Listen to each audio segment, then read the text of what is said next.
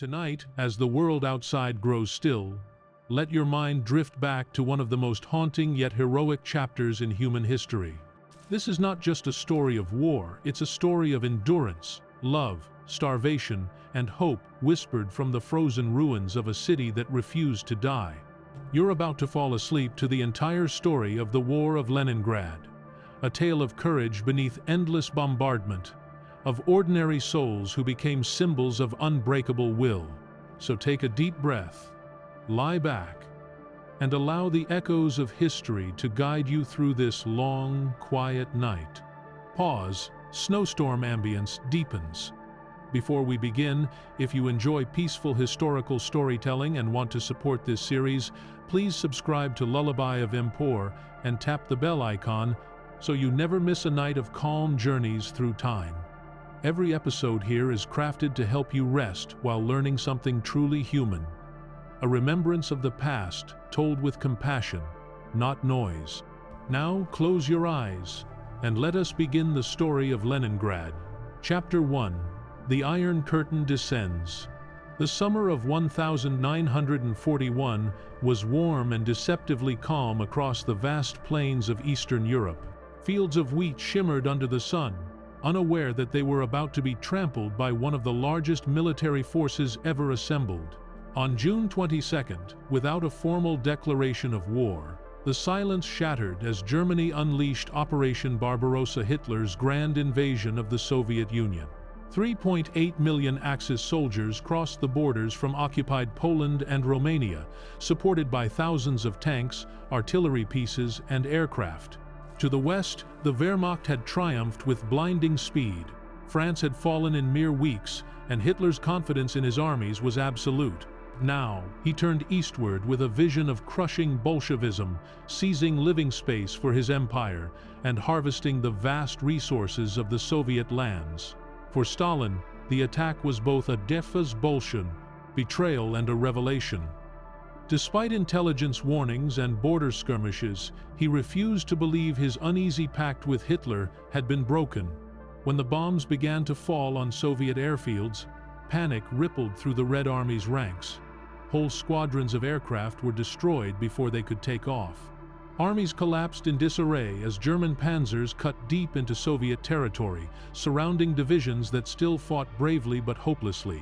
Cities like Minsk and Smolensk fell in weeks, and millions of Soviet troops were killed or captured in the chaos.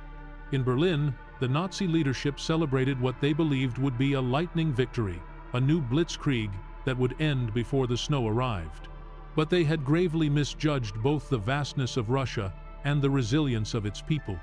Among the three German army groups sweeping across the front, Army Group North had a singular and symbolic objective: the capture of Leningrad, cradle of the Russian Revolution, and second-largest city in the Soviet Union. Led by Field Marshal Wilhelm von Lieb, its mission was to advance through the Baltic states, crush the Soviet forces in the region, and reach the city by autumn. The capture of Leningrad would serve as both a strategic and psychological victory. It would eliminate a key industrial center, secure Germany's northern flank, and strike a devastating blow to Soviet morale. Yet, for the men marching east, few could imagine what awaited them. The forests grew denser, the roads turned to mud, and Soviet resistance, though disorganized, grew fiercer with every mile. By August, von Lieb's armored columns were nearing the outskirts of the ancient city. The sound of artillery echoed over the Neva River, and black smoke rose from burning suburbs. Civilians dug trenches with their bare hands, while the Red Army scrambled to form a defensive ring. Stalin had issued his famous order: not one step back. For Leningrad, retreat was no longer an option. Survival would be the only form of victory. As the Germans approached, their confidence began to waver. Supply lines stretched thin across hundreds of miles of hostile terrain, and the first signs of the coming Russian winter appeared in the evening air. Yet, Hitler was relentless. He saw the city not merely as a military target, but as a symbol to be annihilated. He instructed his generals not to occupy it, but to encircle and starve it into submission, to erase it from the map as if it had never existed. The plan was brutal: The Luftwaffe would bomb supply depots, destroy food reserves, and crush the city's infrastructure, while artillery would rain shells day and night. No surrender would be accepted. Inside the besieged city, over 2.5 million civilians, men, women, and children, prepared for the unimaginable. The bridges over the Neva were mined, statues were sandbagged, and the museums of the Hermitage were emptied in desperate haste. Yet many refused to flee, believing their duty was to stand beside their city. Leningrad, they thought, had weathered revolutions and invasions before. It would survive again. The first shells landed on September 8, 1941. Warehouses along the river burst into flames, filling the sky with a crimson glow visible for miles. Rail lines were severed, and the last supply route into the city was cut.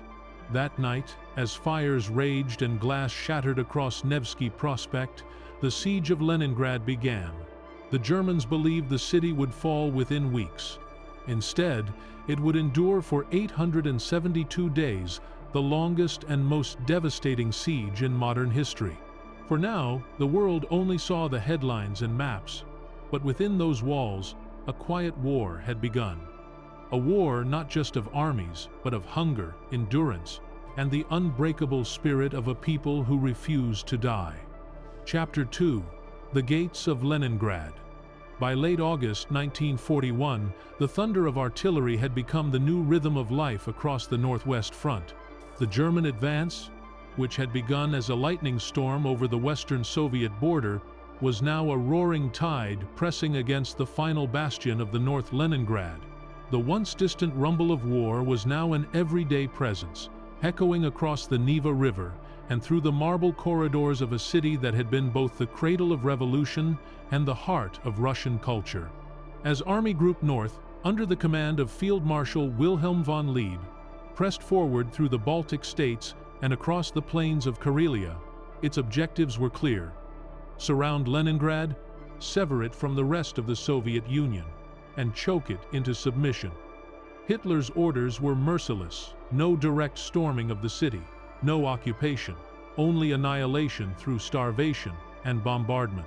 Leningrad must disappear from the face of the earth, he had told his generals, believing that its destruction would crush the Soviet spirit and secure the German northern flank forever.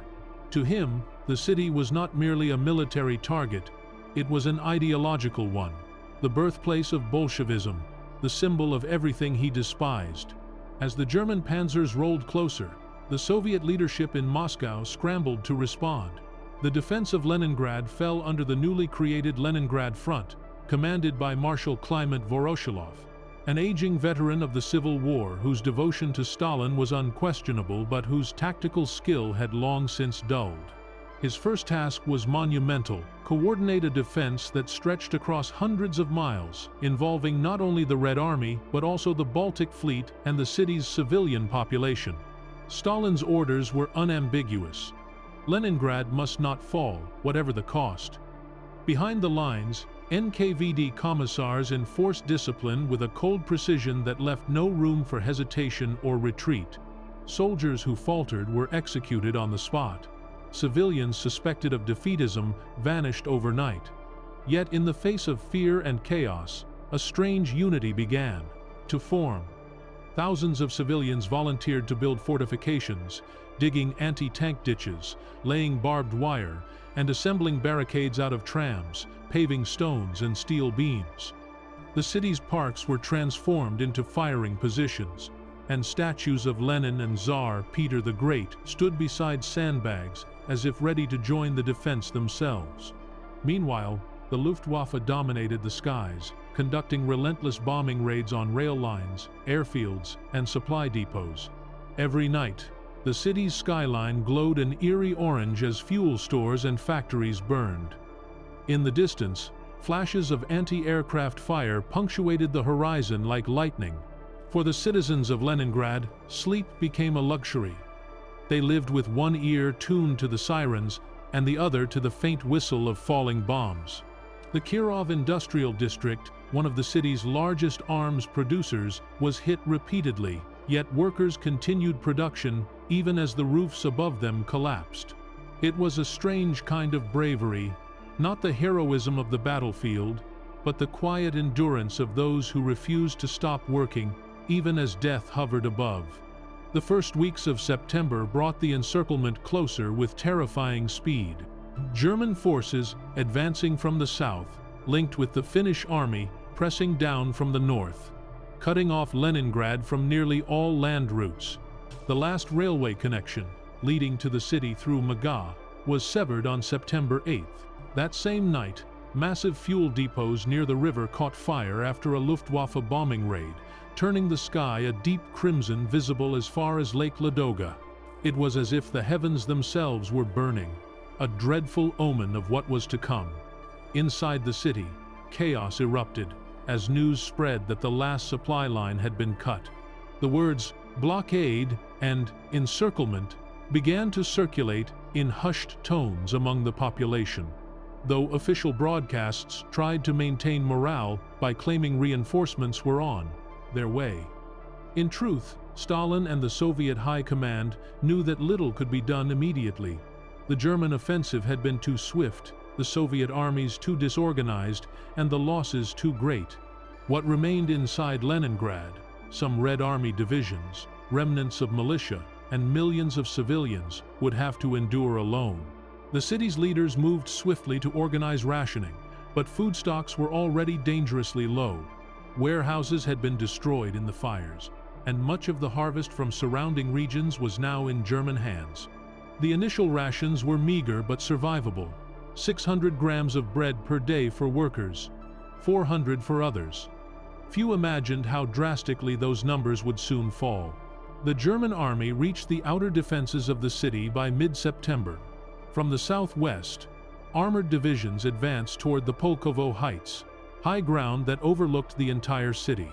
Artillery was dragged into position there, and soon the first shells began to fall across Leningrad's suburbs. The roar of German guns became an unending thunder, shaking windows and crumbling the ornate facades of Imperial-era buildings. The Finns, operating in the north, stopped short of a full assault, a decision that would later prove critical, but their presence ensured that no northern escape was possible. Von Lieb's panzers halted just outside the city's southern limits, within sight of its spires and golden domes. It was there that Hitler's new directive arrived: no direct assault. The Führer believed that seizing the city would burden Germany with millions of starving civilians and a logistical nightmare. Better, he reasoned, to surround it completely and let hunger do the work. The orders were chillingly simple: destroy Leningrad by siege, by fire, and by famine. The first days of the siege were marked by confusion and disbelief. The Red Army soldiers dug in across the city's outskirts, setting up trenches and makeshift bunkers, while engineers laid mines in the marshy ground south of the Neva. Civilians, caught in the crossfire, evacuated to basements and subway tunnels. Streetcars stood frozen on the tracks, their windows shattered by shockwaves. Hospitals overflowed with wounded soldiers and civilians alike. Still, the Soviet command refused to yield an inch. They issued proclamations that the city was a fortress, and every citizen its defender. Radio Leningrad continued to broadcast music and news bulletins, even when the power faltered. The station's announcers spoke with unwavering calm, urging citizens to remain steadfast. To many, the voice on the radio became a lifeline, a reminder that they were not forgotten, that somewhere beyond the blockade, the motherland still watched and cared. For the German soldiers staring across the no-man's land, Leningrad presented both a triumph and a torment.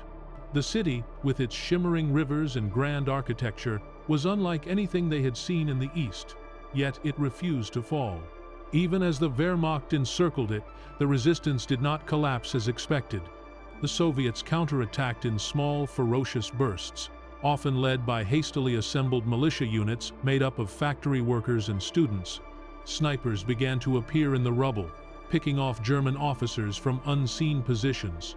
Soviet artillery batteries along the Neva fired without pause, their shells whistling across the river into German lines. The siege, expected to last weeks, was already turning into something far more brutal. And yet, within the German command, there was a sense of inevitability. They had surrounded the city. They had cut off its food. To them, it was only a matter of time before Leningrad starved. In Berlin, Hitler's confidence was unshaken. He boasted to his generals that the Soviet Union was finished, that Moscow would fall by winter, and that Leningrad's population would be erased. He even spoke of gifting the ruins of the city to his Finnish allies. But while the Führer dreamed of conquest, his soldiers were already beginning to feel the strain. Supply lines were stretched thin across the vast distances of Russia.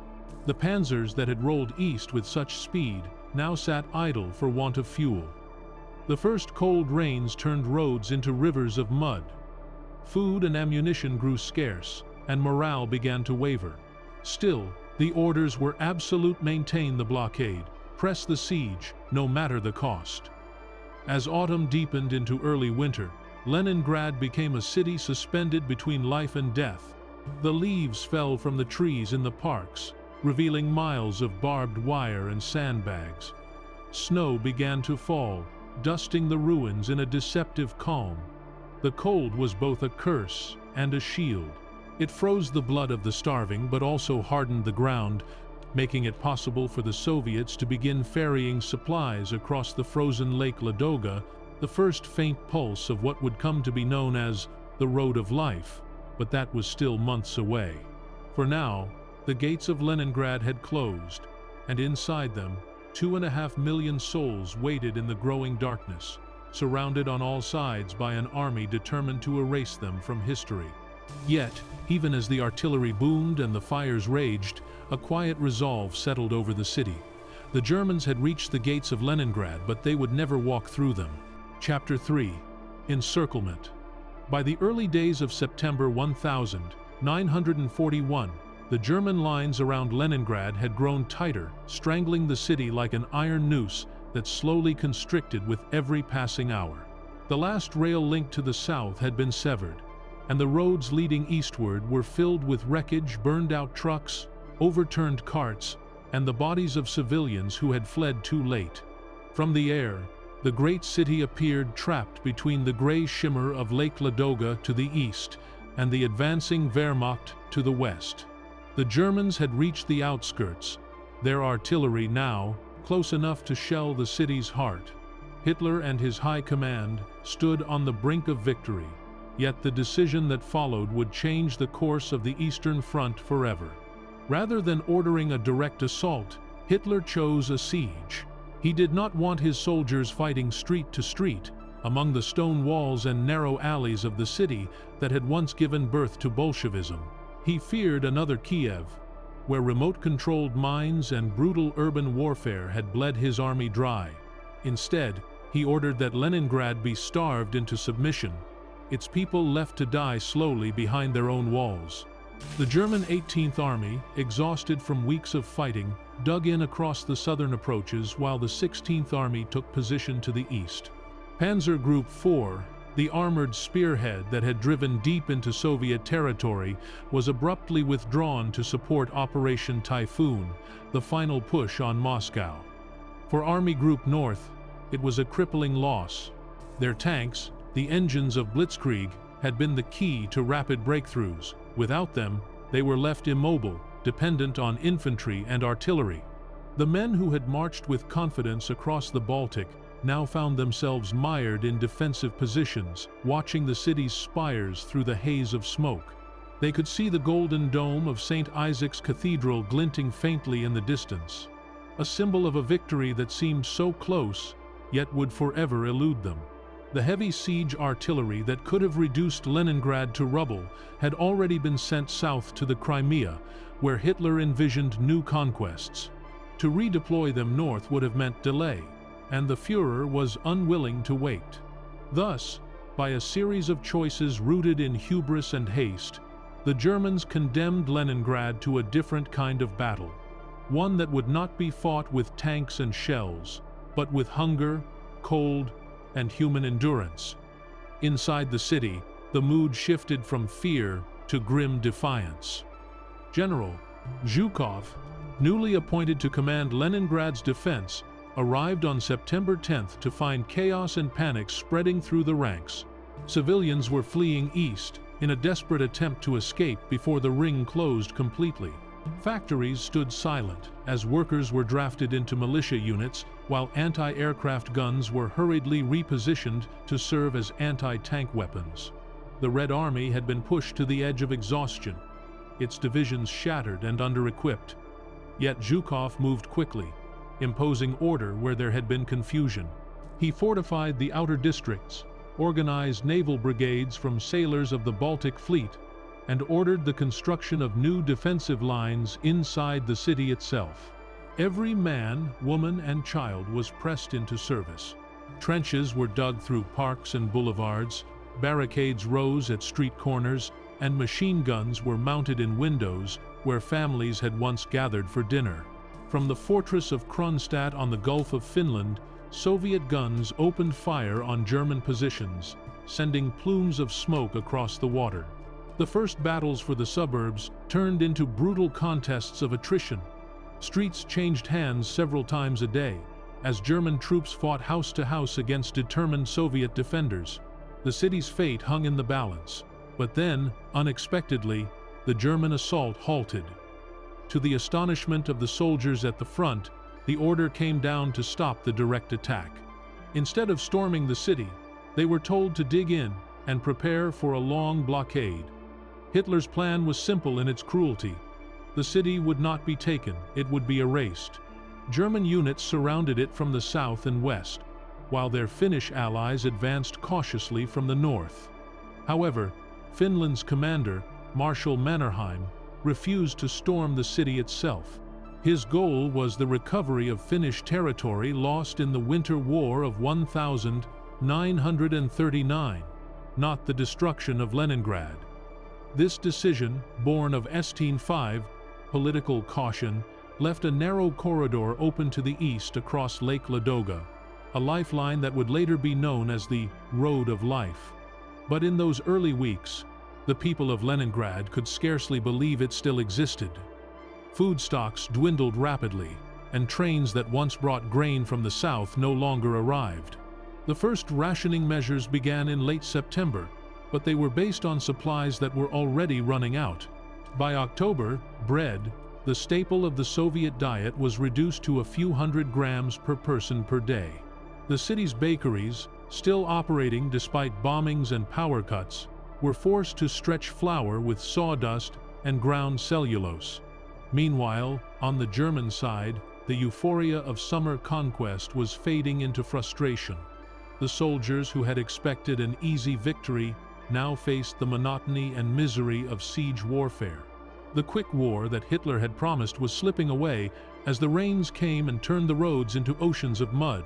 Tanks sank axle-deep, supply trucks bogged down, and horses, of which the German army still relied heavily, collapsed from exhaustion in the muck.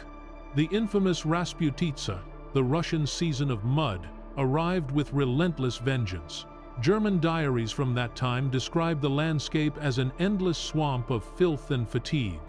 Entire columns of vehicles were abandoned where they stood, half buried and frozen in place. When the first frosts came, they turned the mud to stone, trapping the wreckage of the German advance in a grim monument to overreach. For the citizens trapped inside Leningrad, the sound of artillery became as constant as the wind. The nights were lit by fires from warehouses and oil depots that had been hit by air raids. With no heavy artillery to reduce the defenses, the Germans resorted to bombardment from a distance. Shells rained down daily, sometimes killing dozens, sometimes hundreds. Hospitals overflowed, yet doctors continued their work with stoic resolve. Children were evacuated across Lake Ladoga while it was still navigable, though many of the boats were sunk by German aircraft. When the lake froze, convoys of trucks began to drive across the ice, bringing in meager supplies of food and fuel. The route was perilous. German bombers patrolled overhead, and the ice was treacherous, but it was the only thread connecting Leningrad to the outside world. This fragile artery of survival would later become the symbol of the city's endurance. Despite the devastation, there were moments of quiet heroism. Workers continued to produce tanks and ammunition in frozen factories, often wearing gloves as they assembled weapons on unheated floors. Musicians of the Leningrad Philharmonic refused to abandon their city. Under constant bombardment, they prepared to perform Shostakovich's Seventh Symphony, a defiant act of cultural resistance that would echo through history. The siege was no longer just a battle of armies. It was a struggle for the soul of a people. As winter deepened, the temperature plunged to -30 degrees Celsius. Water pipes burst, heating systems failed, and the city descended into darkness. People tore down wooden fences, furniture, even bookshelves to feed their stoves. In the mornings, frozen bodies were carried out of apartments and left on the sidewalks, awaiting burial that might never come. The German command, confident that starvation would do their work for them, saw no reason to risk their soldiers' lives in an assault. But the Soviet defenders refused to yield. They counterattacked whenever possible, raiding German positions under cover of snow. The front stabilized, stretching like a scar across the map of northern Russia. It would remain there for nearly 900 days. By the end of 1941, Leningrad was a city suspended between life and death. Its population had already been reduced by hundreds of thousands through hunger, disease, and bombardment. Yet it endured. Hitler, impatient for results, turned his gaze southward toward Moscow and the Caucasus oil fields, believing Leningrad's fall was only a matter of time. But his generals knew better. The spirit of resistance within the city had become something unyielding, something that no amount of shelling could extinguish. The siege that had been intended to last weeks would stretch into years, consuming lives, armies, and the very idea of German invincibility. For the soldiers in their trenches, for the families huddled in the frozen apartments of Leningrad, and for the world watching from afar, the battle had entered a new and terrible phase. The encirclement was complete, but the war for the city had only just begun. Chapter 4. The siege begins. By late autumn of 1941, the siege of Leningrad had settled into a grim rhythm of existence. The Germans had surrounded the city from the south and west, and with the Finns positioned to the north, only the frozen expanse of Lake Ladoga offered a narrow corridor of hope. The air smelled of smoke and decay, of burned timber and frozen bread. Inside the besieged city, silence was broken only by the low thunder of artillery, the crackle of collapsing walls, and the desperate shuffle of thousands of civilians wandering through streets lined with ruins. It was here, in the endless gray of a northern winter, that the true horror of the siege began. The German strategy, cold and deliberate, was not one of conquest but extermination. Hitler had issued orders that the city was not to be occupied, its people were to be left to die. The problem of Leningrad, he had said, will be solved through starvation. What began as a military operation transformed into one of the most inhuman acts of attrition in modern warfare. By November, the food supply within Leningrad had reached its lowest point. Rations were reduced to a mere 250 grams of bread per day for manual laborers, half that for others. Even that meager loaf was not bread as the 19 loaf. World understood it. It was a gray, dense mixture of sawdust, cellulose, and ground husks. Families gathered around small stoves, melting ice for water and dividing crumbs with trembling hands. Cats, dogs, birds, all vanished from the streets as starvation deepened. Desperation turned to madness. In some neighborhoods, the faint smell of cooking drew whispers of horror. Stories spread of those who had resorted to eating the flesh of the dead. The Soviet authorities, unable to prevent it, redefined cannibalism as an extreme form of banditry in an attempt to preserve the illusion of moral order. Yet the people of Leningrad, stripped of everything but their will, endured. For them, each day of survival was a form of resistance. Beyond the city, the German forces were also suffering. The autumn rains had turned the roads into rivers of mud, and when the frost came, it locked their vehicles in place. Tanks froze solid, rifles jammed, and fuel turned to gel in the extreme cold. The Wehrmacht, unprepared for the Russian winter, watched helplessly as the temperature plunged below -30. Soldiers wrapped their feet in newspapers, burned spare equipment for warmth, and ate frozen rations by the light of flickering oil lamps. Even the mighty German machine was brought to a halt by the brutality of nature. Army Group North, deprived of its armored divisions and heavy artillery, could do little but maintain its positions. The hoped-for victory was turning into a costly stalemate. The troops had begun to call it the eternal war of the poor man. A war fought not for glory or progress, but for mere survival in the snow. Inside Leningrad, Zhukov and the city's defenders faced a different kind of enemy. Bombardment from German artillery had become routine. Entire districts were reduced to ashes. Hospitals overflowed with the wounded and frostbitten. Morgues could no longer keep pace with the dead, whose bodies lay in the streets until they froze solid and were stacked like logs by volunteers. Yet even in this nightmare, the Soviet state refused to surrender. Factories continued to operate in the frozen dark, producing tanks, shells, and ammunition for the front. Workers fainted at their machines, were carried away, and others took their places without a word. Schoolchildren were organized into brigades to clear snow and debris, while women served as nurses, firefighters, and anti-aircraft gunners.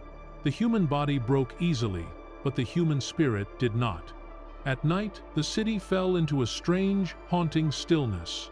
The once vibrant boulevards, lined with theaters and cafes, now lay empty beneath a pale moon. Posters bearing slogans of defiance fluttered on walls, blackened by soot. Everything for the front, everything for victory. In the courtyards, old men huddled around stoves made from oil drums, feeding them with furniture, books, and sometimes entire doors ripped from their hinges. Libraries burned to keep children warm. The grand apartments of the Petrograd elite, once filled with laughter and music, now echoed only with the whispers of the dying. Yet amid the ruin, culture persisted.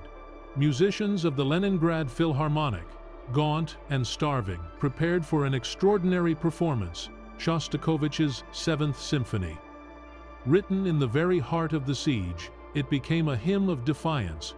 When the symphony was performed in August 1942, loudspeakers broadcasted across the city and toward German lines. Soldiers on both sides stopped to listen. The music, rising from the ashes of a starving city, declared to the world that Leningrad still lived. As 1942 wore on, the siege hardened into permanence. German command shifted its focus southward, toward the oil fields of the Caucasus and the city of Stalingrad. Leningrad was left in the hands of General Kukler, whose task was simply to hold the line. Supplies were scarce, even for the besiegers, and morale sank as winter dragged on. In their trenches, German soldiers watched through binoculars as columns of smoke rose daily from within the city. Burned fuel, burned timber, burned flesh. They could hear the distant rumble of Soviet artillery from across the Neva, the faint hum of engines over Lake Ladoga, where convoys dared the frozen expanse. For them, the siege had lost its purpose. They were no longer conquerors, merely witnesses to suffering. Meanwhile, on the Soviet side, the road of life became the city's fragile artery of survival. When Lake Ladoga froze solid in the winter months, convoys of trucks began to cross it under cover of darkness, bringing food and evacuating the weak. The journey was perilous. German aircraft and artillery targeted the ice relentlessly, and many trucks sank into the freezing depths. Drivers often tied themselves to their steering wheels to avoid being thrown clear if their vehicles broke through. Yet the convoys never stopped. Each successful crossing meant that another few thousand lives might be spared. The price was high, but the will to fight was higher. In Berlin, the news from the north grew less triumphant. The grand celebration Hitler had ordered for the fall of Leningrad had long been cancelled, its invitations printed but never sent. What was meant to be a swift victory had turned into a siege that drained men and resources the Reich could ill afford. Yet still, Hitler refused to shift strategy. He would not allow the army to assault the city directly, nor would he permit withdrawal. Leningrad must die, he declared. That is its destiny. But the destiny he envisioned began to crumble under the weight of his own delusions. By the end of 1942, the siege had claimed hundreds of thousands of civilian lives. Entire families perished in their apartments, their names crossed from ration books by silent officials. Frozen trams stood abandoned on the streets, their passengers still seated inside, preserved by the cold. Yet somehow, life went on. In the cable factories, new T-34 tanks rolled off the assembly lines. In the hospitals, nurses recited poems to their patients. In secret, artists continued to paint, writers to write, and teachers to teach. The people of Leningrad had become something beyond soldiers. They were symbols of endurance itself. The German lines, once sharp and confident, began to blur under constant Soviet counterattacks. Partisan groups harassed their supply routes, blowing up trains and ambushing patrols in the forests of Karelia. Every tree, every snowbank concealed an enemy. What had begun as a proud campaign of conquest was turning into a slow retreat. Still, the German soldiers held their ground, clinging to the frozen trenches that marked the edge of their reach. They no longer spoke of victory, only of survival and the distant hope of returning home. For Leningrad, there was no such hope, only the unending test of endurance. Winter passed into spring, spring into another autumn, and still the guns thundered. But something had changed. The city, once broken and starving, had learned to endure the impossible. It was no longer merely surviving. It was resisting. Beneath the ruins, new fortifications were dug. Across the Neva, fresh divisions gathered for the day when the siege would finally be lifted. In their diaries, the people of Leningrad wrote not of despair, but of determination. "We will live," one survivor wrote. "We will outlast them, because we must." And so they did. Through hunger, through cold, through death itself, the siege had begun, but its outcome was already written in the unyielding spirit of a city that refused to fall. Chapter 5. The Frozen Inferno. The winter of 1941-42 descended upon Leningrad with a cruelty beyond imagination. By December, the city was already half dead, and those who still drew breath did so only because death had not yet found them. The temperature fell to 30 degrees below zero. The wind howled through shattered windows and empty streets, and the once mighty Neva River froze into a slab of ice as hard as granite. Smoke from 1,000 small fires curled upward into the pale sky, the only sign that life still clung to the ruins below. The people of Leningrad, trapped by the German noose and abandoned by the outside world, entered a new and terrible phase of existence. Food was gone. Fuel was gone. Hope itself was thinning like the weak broth that passed for soup. Each day became a battle not for victory, but for the privilege of one more sunrise. Families huddled in the corners of freezing apartments, wrapped in rags and blankets, feeding scraps of wood into makeshift stoves made from metal cans. When the fuel ran out, they tore apart furniture, burned books, even their own floorboards. Those who still had bread hoarded it like treasure, measuring out each crumb as though it were gold. Children's faces grew hollow, their eyes too large for their skulls. The human body began to devour itself, muscle and spirit alike, until even the act of breathing seemed an effort of will. Everywhere, death waited. It lingered on staircases, in the courtyards, on the trams that stood frozen where they had stopped months before. Entire families died in their beds, their bodies discovered days later by neighbors who had come to borrow water or a match. In the mornings, men from the city services, those still strong enough to walk, made their rounds with sleds, collecting corpses and stacking them like firewood in the streets. Cemeteries overflowed, and the ground was too hard to dig. The bodies were left in long rows beneath the snow, a silent testimony to endurance. Yet, through this horror, the city continued to fight. Soviet soldiers on the front lines still exchanged fire with the Germans across the frozen fields. Artillery thundered from the outskirts, shaking the air with defiance. In factories turned to ice, women continued to assemble shells and machine parts, working by candlelight in mittens so stiff they could barely grip their tools. The will to resist burned on, dim but unextinguished. For the Germans beyond the city's walls, the winter was no mercy either. The same frost that froze Leningrad's dead now bit into the Wehrmacht's bones. Their summer uniforms offered no protection against the cutting wind, and supplies from Germany arrived too late or not at all. Tanks, unfit for the deep cold, cracked and split. Lubricants froze solid, and entire divisions were immobilized in their trenches. Horses died by the thousands, their carcasses piling up in the snow. Soldiers wrote home not of glory, but of hunger and frostbite. They used the pages of their field manuals to line their boots, and their campfires burned the last of their crates. Even the most fanatical among them began to question the promise of a quick victory. Yet orders were clear: there would be no withdrawal, no surrender, no compassion. The city was to be starved out, not stormed. Every day, German artillery lobbed shells into Leningrad, aiming not for strategic targets, but for terror. Hospitals, schools, water stations, all were fair game. And still, the city refused to die.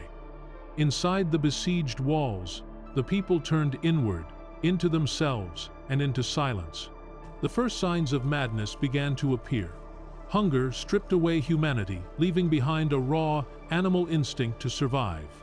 There were cases of theft, of violence, of unthinkable acts committed in the shadows. But there were also acts of quiet heroism, neighbors sharing their last bread crust, nurses refusing to abandon their patients, mothers giving their food to their children knowing it would mean their own death. The NKVD, the Soviet secret police, patrolled the streets not to hunt spies, but to maintain order among the starving. Even so, some crimes defied comprehension. Reports of cannibalism began to surface, first whispered, then undeniable. People vanished in the night, and rumors spread of markets where human bane presented. Flesh was sold disguised as meat. By February 1942, over 800 cases had been officially investigated, though the true number was far higher. In this frozen inferno, morality itself had frozen and cracked. And yet, even amid such despair, the flicker of life persisted. On the Neva, holes were cut through the ice to draw water, though many who went never returned, picked off by German snipers or collapsing from exhaustion before they could drag their buckets home. The road of life across Lake Ladoga, barely wide enough for 2 trucks to pass, became the city's only salvation.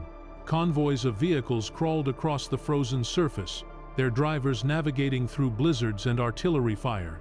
Each trip was a gamble with death.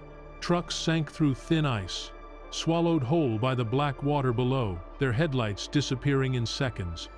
Yet the convoys kept coming, driven by volunteers who knew each journey could be their last. They brought food, fuel, and ammunition, just enough to keep Leningrad alive, never enough to end its suffering. On the return trips, they carried out children and the sick, evacuees wrapped in blankets and silence. For every truck that made it, another did not.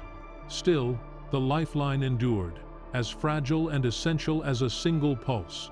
By the time spring approached, the city's population had been cut in half. Of the nearly 3 million souls trapped when the siege began, over 1 million were gone, starved, frozen, or killed by bombs. Yet when the ice melted and the first thaw came, it revealed not defeat, but endurance. Beneath the snow lay not the ruins of a conquered city, but the bones of a people who had refused to yield. The thaw also brought disease. With sanitation long gone and corpses buried shallow, epidemics swept through the population. Typhus, dysentery, and pneumonia took thousands more. Still, the factories worked, the guns fired, the Soviet flag still flew above the smoldering skyline. To the Germans, watching through their binoculars, it was inconceivable that anyone could still be alive in that wasteland. But the city endured, because to die would have meant to grant Hitler victory, and that the people of Leningrad would not allow. As the months passed, the front line became static. The Germans dug deeper, building bunkers and trenches that stretched across swamps and forests. Behind them, supply convoys struggled through partisan-infested terrain, where Soviet guerrillas struck from the shadows and vanished into the trees. Each day, more men died from cold and exhaustion than from combat. Morale faltered. Many soldiers began to see the siege as a curse, a burden they could neither win nor escape. Their generals promised that the city would collapse soon, that starvation would do their work for them. But each dawn revealed new plumes of smoke rising from the city, factories still producing, artillery still firing. Hitler's patience waned. He turned his attention elsewhere, toward the great battle taking shape far to the south at Stalingrad, leaving Leningrad to rot slowly in its own grave. But what he failed to understand was that while the siege of Leningrad bled his enemy, it also bled him. Every shell fired, every ration delivered to the front, drained resources that could not be replaced. The German army was slowly starving itself along with its prey. By late 1942, the Frozen Inferno, as soldiers began to call it, had entered legend. It was no longer merely a battle, it was a symbol of endurance and futility, of cruelty and courage. For those within the city, every day was a victory. For those outside, every day was a reminder of how little could be achieved through hatred alone. The siege had become a living thing, a monster of ice and hunger that consumed both sides without mercy. Still, Leningrad endured. Against logic, against nature, against the very limits of human survival, the city stood. And though the snow fell endlessly, and the wind howled through the ruins, beneath it all there remained a heartbeat, a quiet, steady pulse that said, in defiance of every death and every shell, that the people of Leningrad would not die on their knees. They would wait, they would fight, and one day, they would be free again. Chapter 6. The Road of Life. As the frozen city drifted through the darkness of its second winter, the people of Leningrad clung to one fragile thread of hope, a narrow, treacherous route across the surface of Lake Ladoga, known by those who risked it simply as the Road of Life. To the starving millions trapped behind German lines, that road was salvation. To the soldiers and truck drivers who braved it, it was a journey through death. Stretching 30 kilometers across the icy expanse, the route was never constant. When the first convoys began, in November 1941, the ice was thin and cracked beneath the weight of the vehicles. The groaning lake seemed alive, whispering warnings beneath the tires. Each night, in temperatures that could shatter steel, headlights crept forward through the blackness, their beams dimmed to avoid the German bombers that hunted overhead. The men driving those trucks were not ordinary soldiers, they were lifelines made flesh, their courage measured not in medals, but in every kilometer survived. They drove with windows open so that the glass would not frost over, wrapped in blankets, their fingers bleeding from the cold. Many did not return. Some trucks vanished silently beneath the ice, swallowed whole by the lake's dark water, leaving nothing behind but a faint crackling echo. But each night, new convoys came. It was said that when one driver fell, another would take his place without question, because behind them waited 2.5 million souls who could not afford for the road to die. On the other side of the lake, beyond the range of German artillery, the Soviets built warehouses and depots that became the lifeblood of the city. From there, supplies were ferried across the frozen expanse: flour, fuel, ammunition, medicine, and sometimes even livestock. The trucks returned carrying the sick, the wounded, and the children, thousands of them bundled in rags, their faces pale and expressionless. Some survived the journey, many did not. Yet, through this narrow artery, Leningrad endured. The soldiers guarding the route called it a miracle of courage and despair. Under constant bombardment, with ice breaking beneath them and death falling from the skies, the convoys never stopped. The Germans did everything in their power to destroy the road. Dive bombers screamed down from the clouds, their bombs shattering the ice into jagged fragments, while artillery fire from the lake's western shore tried to catch the trucks in the open. Each shell burst sent geysers of ice and water into the air, freezing almost before they fell. But still, the road held. Soviet engineers repaired it by hand, crawling across the ice with torches and ropes, patching cracks under enemy fire. The courage that built that road defied comprehension. Inside Leningrad, the arrival of each convoy brought a fragile joy. The bread rations, though pitifully small, were increased just enough to pull some back from the edge of death. Hospitals received medicine. Ammunition reached the front. Factories restarted machines that had been silent for months. The road of life was not just a supply route, it was a symbol, a whisper to the people that they had not been forgotten. But it was never enough. The population had shrunk by hundreds of thousands, and the survivors were little more than shadows of themselves. They moved slowly through the streets, faces wrapped in scarves, eyes sunken and hollow. Even the smallest morsel of food became an object of obsession. Children scraped the walls of bakeries for crumbs, and people boiled wallpaper to extract the glue for sustenance. Still, they endured. It was not hope that sustained them, but something deeper, a kind of quiet stubbornness, a refusal to let the enemy see them die. The winter of 1942 turned the lake into a fortress of ice, and the convoys grew larger, more organized. Thousands of tons of supplies crossed each week, enough to keep the city breathing. On the return trips, evacuation reached fever pitch. By the end of that winter, over 500,000 civilians had been evacuated through the road of life, carried across the frozen lake to safety. The Soviet propaganda machine seized upon the miracle, calling it proof of the unbreakable Soviet spirit. Posters and newsreels glorified the drivers, portraying them as heroes of the motherland. And though the slogans were simple and the music triumphant, there was truth beneath the rhetoric. They were heroes, every one of them. For every truck that made it through, 100 lives were saved. For every driver who vanished beneath the ice, a city's heart kept beating. Beyond the lake, the Germans grew increasingly frustrated. The siege that had once seemed unbreakable now had a weak point, and every shipment that reached the city prolonged its defiance. They tried to tighten their grip, fortifying positions along the lake's southern edge, but the vastness of the terrain and the fierce Soviet counterattacks made total control impossible. Moreover, their own strength was waning. Army Group North, stripped of reinforcements and supplies, had become the forgotten front. Hitler's attention was fixed far to the south, on Stalingrad, where the war's fate would be decided. The soldiers around Leningrad were left to freeze and wait, fighting not for victory but for endurance. In their diaries, they wrote of the endless snow, the lifeless forests, and the haunting sight of Leningrad's skyline, domes and spires rising like ghosts over the frozen horizon. For the people inside the city, survival remained a fragile balance. As spring approached, the ice began to melt, and the road of life dissolved into a sea of slush and broken ice. But the Soviets were ready.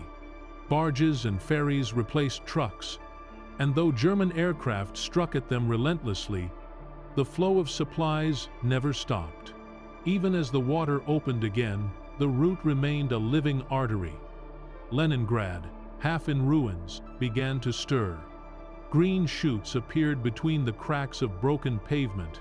The first thaw brought the unbearable stench of death, but also the faint promise of renewal. Streets once buried in snow now filled with people again, gaunt but moving, searching for food, water, and the remains of loved ones. The siege was far from over, but the worst of the hunger had passed. Those who had survived the frozen inferno would never be the same, yet they had proved that the city could not be extinguished. The road of life became legend even before the siege was lifted.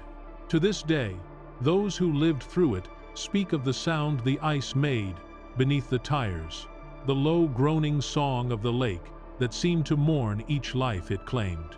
They remember the smell of exhaust on frozen air, the crunch of snow underfoot, the distant thud of bombs, and the faint glow of headlights creeping across the darkness like stars on Earth. For the people of Leningrad, that road was more than a line on a map. It was memory, sacrifice, and survival bound together in the cold.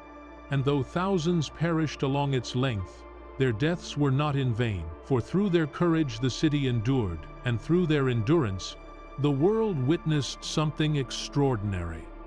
The triumph of human spirit over the darkest winter in history. Chapter 7. The Shadow of Death.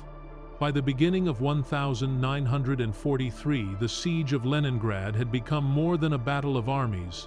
It was a slow, grinding war against existence itself. The city no longer looked like a city, it resembled a tomb. Streets that once echoed with the chatter of markets and the laughter of children were now silent corridors of ice and ash. Snow covered the ruins of homes, blending the living and the dead beneath one endless white sheet. The people who remained walked like phantoms, their faces gray and hollow, their movements slow and uncertain. Yet somehow they continued to work, to fight, to breathe. Factories, though half destroyed, still produced ammunition and tanks. Women operated the machines with trembling hands, their bodies so thin that the fabric of their uniforms hung loose around them like ghosts of their former selves. The workers of Leningrad became symbols of defiance, crafting weapons in the midst of devastation to strike back at the enemy that sought to erase them. It was this paradox, the coexistence of death and determination, that defined the soul of Leningrad. Death was everywhere. It was in the stairwells, where families huddled for warmth beside the frozen bodies of their loved ones. It was in the courtyards, where piles of corpses were stacked like firewood, waiting for the thaw that would finally allow them to be buried. It was in the hospitals, where doctors worked without morphine or electricity, performing amputations by candlelight while frost gathered on their instruments. Even the animals had vanished. Dogs, cats, and birds had long since disappeared, either eaten or killed in the desperate search for food. There was no song in the city, only the low hum of wind through shattered windows and the distant rumble of German artillery. But amidst this deathly stillness, there was something more powerful than despair, an unspoken unity. No matter how hungry or exhausted, the people refused to surrender. In every neighborhood, volunteers organized themselves into watch units, fire brigades, and rescue teams. When the bombs fell, they raced toward the flames with buckets of snow and shovels, pulling survivors from the wreckage. Every small act of courage became a quiet rebellion against extinction. The Germans, entrenched around the city, believed Leningrad would soon collapse on its own. They no longer needed to storm its defenses. Starvation would do the work for them. Hitler had made his intentions clear. The city was to be wiped from the map, its people left to die. "No one is to leave," he had said, envisioning a wasteland that would stand as a monument to Nazi domination. And yet, month after month, the city refused to die. Each time the German artillery pounded its districts, the Soviets patched the holes and rebuilt what they could. Each time disease swept through the shelters, new volunteers stepped forward to tend to the sick. The Germans could destroy buildings, but they could not destroy resolve, and slowly, that realization began to gnaw at them. Letters intercepted from German soldiers spoke of the ghost city that would not yield, of enemies who seemed to draw strength from suffering itself. "They do not fight like men," one wrote, "but like shadows that cannot be killed." Inside the city, the spiritual war was as fierce as the physical one. Priests and poets, teachers and soldiers all found themselves clinging to fragments of meaning.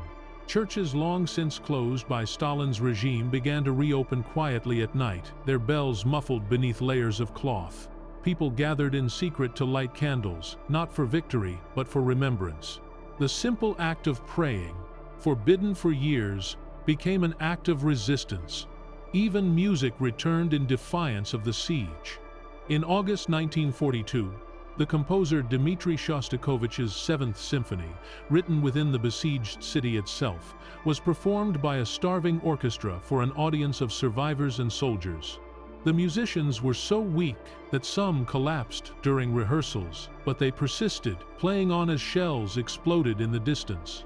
The symphony's final notes, triumphant, thunderous, unbroken, echoed through the city and beyond the front lines.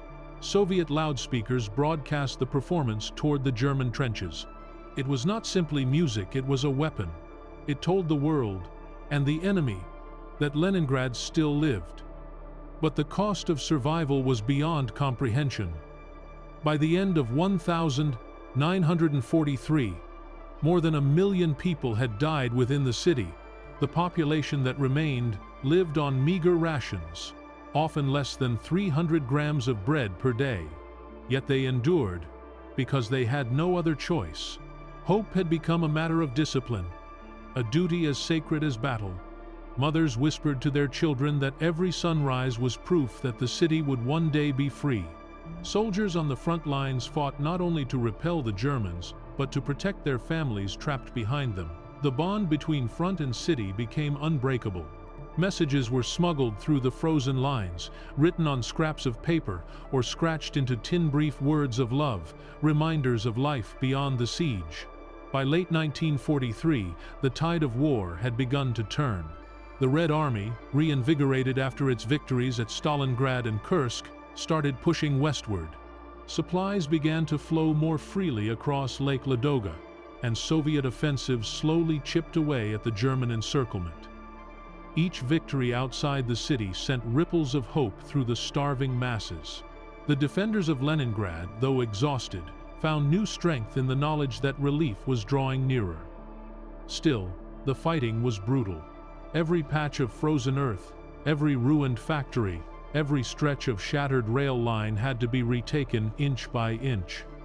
The Germans fought desperately to hold their positions, but their strength was fading. The same winter that had once crippled the Soviet armies now turned against them. Fuel was scarce, morale lower still, and the men of Army Group North began to understand that the siege they had enforced for over 2 years would soon fail. For Leningrad's citizens, survival had transformed into a kind of collective legend. They no longer spoke of days or weeks, only of endurance. When someone died, the living took their place without ceremony. Children, once innocent and playful, had become old in spirit before reaching their teens. They carried water, tended fires, buried the dead. They were the generation born of the siege, hardened by hunger, yet tempered by purpose. And as they looked to the west and saw the faint flashes of Soviet artillery pushing the Germans back, they knew that their suffering had not been in vain. The shadow of death still hung over the city, but it had changed. It no longer represented defeat.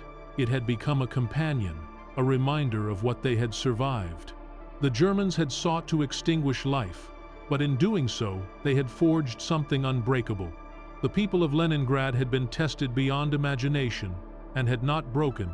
And as the first rumors spread that the Red Army was preparing a full offensive to lift the siege once and for all, there was no cheering, no celebration.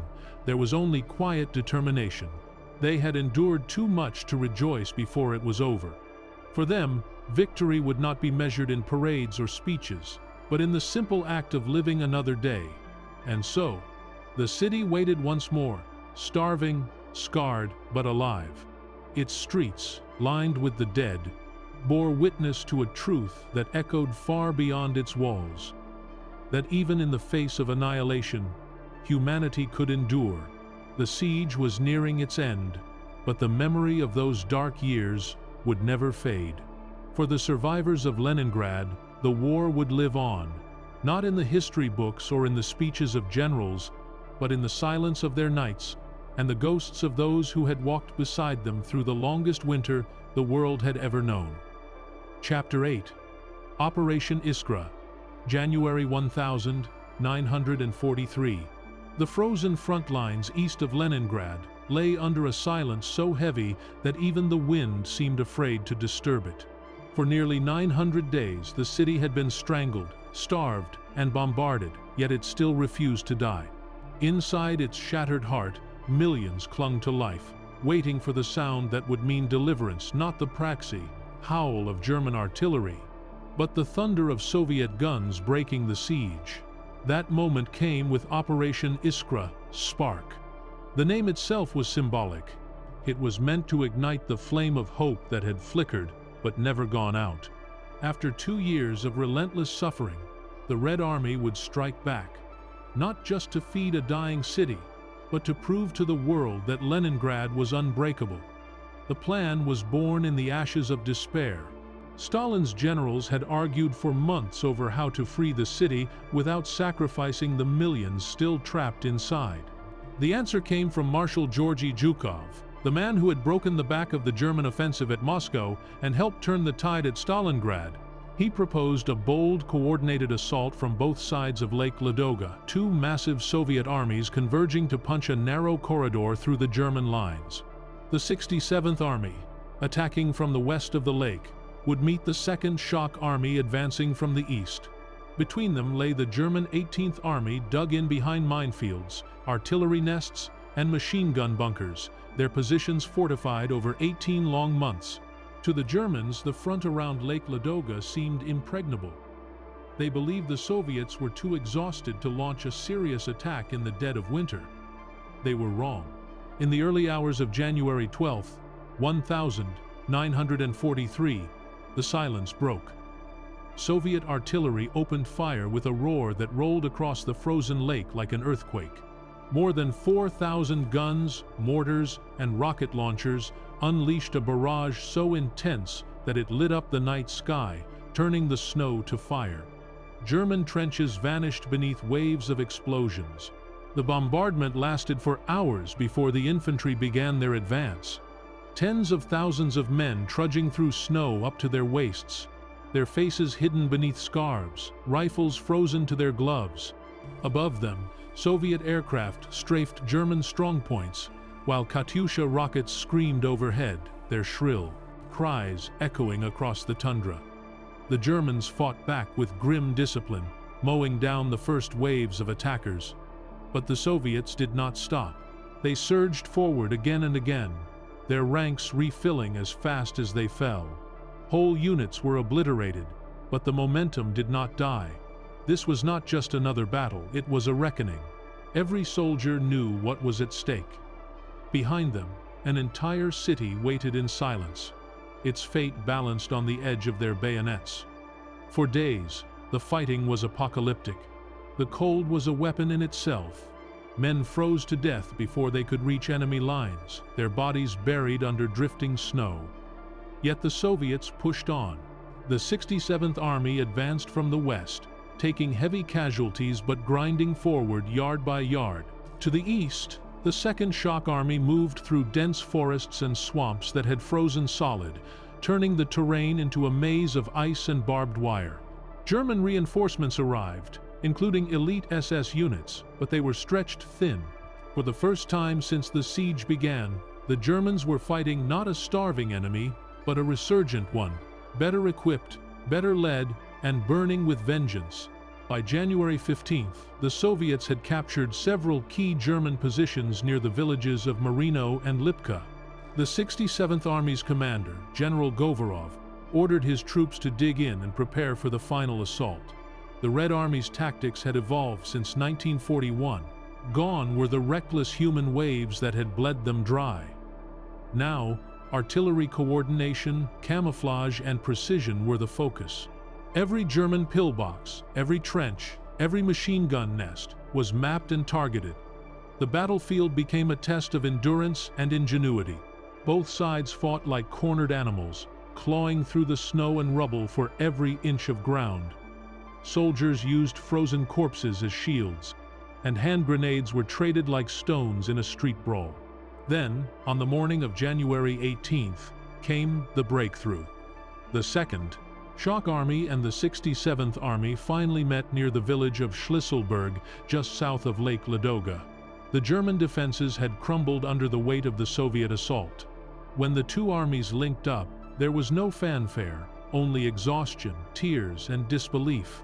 The frozen landscape was littered with bodies, their uniforms indistinguishable beneath the frost. But for those who survived, it was a moment that transcended victory. The siege was not yet over, but the blockade had been broken. A narrow land corridor only 10 kilometers wide now connected Leningrad to the rest of the Soviet Union. That corridor became the new artery of survival. Within days, engineers and laborers, many of them starving civilians from the city itself, began constructing a railway line through the shell-scarred wasteland. Working day and night, often under artillery fire, they built the so-called Road of Victory. By February 7th, the first train rolled into Leningrad, its whistle echoing like a cry of triumph. It carried flour, fuel, and medical supplies, the first real shipment to reach the city in 17 months. People wept openly in the streets as they watched the train arrive, its smoke rising like a black ribbon against the pale winter sky. For the first time in 2 years, the city could breathe again, but the victory of Operation Iskra came at a terrible cost. The Soviets had lost over 34,000 men in the offensive, and many more were wounded or maimed. The German 18th Army, though forced to retreat, was far from destroyed. They regrouped just a few kilometers away, determined to keep their stranglehold on the city. Hitler, furious at the loss, ordered his commanders to retake the corridor at any cost. What followed were weeks of brutal counterattacks that turned the land bridge into a killing ground. Artillery shells rained down constantly, and the rail line, Leningrad's lifeline, was hit dozens of times. Yet the Soviets repaired it after every bombardment. Every bridge rebuilt, every track replaced, was another declaration of defiance. For the people of Leningrad, Operation Iskra was more than a military success. It was psychological resurrection. The nightmare was not over, but for the first time, the end no longer felt like a fantasy. Families began to hope again. Bread rations increased. Hospitals received new medicines. Children evacuated months earlier began writing letters home. And through it all, the city's defenders continued to fight, manning the walls and fortifications that had withstood 2 years of German fire. Operation Iskra marked a turning point not just for Leningrad, but for the entire Eastern Front. It showed the world that the Soviet Union, written off by many in 1941, had not only survived, but was rising again. The siege would continue for another year, but from this moment on, it was the Germans who were on borrowed time. The spark had been lit, and from it would grow a fire that would burn all the way to Berlin. Chapter 9. The Long Fight Back. The thaw came slowly to the land around Leningrad. As winter loosened its grip, the snow that had once buried the dead began to melt, revealing the scars of 2 years of horror. The ground was littered with the remnants of war, twisted metal, broken rifles, the silent forms of men who had frozen where they fell. Yet, for the first time since the siege began, the city and its people could see beyond survival. Operation Iskra had opened a 10-kilometer lifeline, and though narrow and perilous, it was enough to breathe life back into the city that had endured the unendurable. The trains that now rumbled into Leningrad were not just machines of transport, they were symbols of defiance, each whistle announcing that the world had not forgotten them. With supplies came food, ammunition, and hope, but also a renewed determination among the Soviets to do more than merely survive. They intended to fight back, to drive the invader from the land that had been fond of Peneditsov suffered beneath his shadow for far too long. The corridor, created by Iskra, was only the beginning. Stalin and his generals understood that unless the Germans were pushed far from the city's outskirts, Leningrad would remain under constant threat. Artillery shells still rained down daily, and the sky still burned with tracer fire each night. Hitler had made the city's destruction an obsession, refusing to withdraw his troops even as his armies bled elsewhere. For him, Leningrad was a symbol, a city that had dared defy the will of the Reich. For Stalin, it was a holy cause. He ordered his marshals to expand the breach and crush Army Group North once and for all. The task fell to 2 men, General Leonid Govorov, the stoic commander of the Leningrad front, and General Kirill Meretskov, leading the Volkhov front to the east. Together, they planned a relentless campaign to push the Germans back through the forests and marshlands that surrounded the city. The fighting that followed was unlike the grand offensives that would later sweep across Europe. This was a battle of attrition, fought in swamps, trenches, and shattered villages, where men waded through knee-deep mud, their boots rotting from the damp. The front lines moved slowly, sometimes only a few hundred meters in a week. But every meter gained meant one less German gun pointed at the city. Soviet artillery dominated the fields, pounding German positions day and night, while reconnaissance planes circled endlessly overhead, photographing every bunker and trench. Supply convoys crossed the frozen lake by night, and along the new rail line by day, each delivery a triumph of will over weather and warfare. For the Germans, the situation had become desperate. Army Group North was stretched thin, its divisions depleted, and its morale fraying. The once proud Wehrmacht now fought with the exhaustion of men who no longer believed in victory. Supplies were dwindling, and replacements were scarce. Worse still, Hitler's obsession with holding every inch of conquered land meant that no commander could retreat without risk of execution. The German officers on the ground knew the truth. The siege was lost in spirit long before it would be lost in fact. The Soviets, fueled by vengeance and the memory of their dead, were no longer the panicked army of 1941. They had become a relentless machine, learning from every failure, adapting to every hardship. Inside Leningrad, the slow expansion of the corridor transformed the mood of the city. Though the siege was not yet lifted, and hunger still haunted every household, there was a tangible sense of movement, a feeling that the long night was beginning to break. Rations increased slightly, and the road of victory, now fully operational, brought in hundreds of tons of food and material each week. The starving factories began to hum again, their skeletal workers producing tanks, shells, and rifles for the army that was reclaiming their homeland. For the first time in years, children could be seen playing in the courtyards, their laughter fragile but real. It was not peace, but it was something close to life. Through the spring and summer of 1943, the Red Army continued to press forward.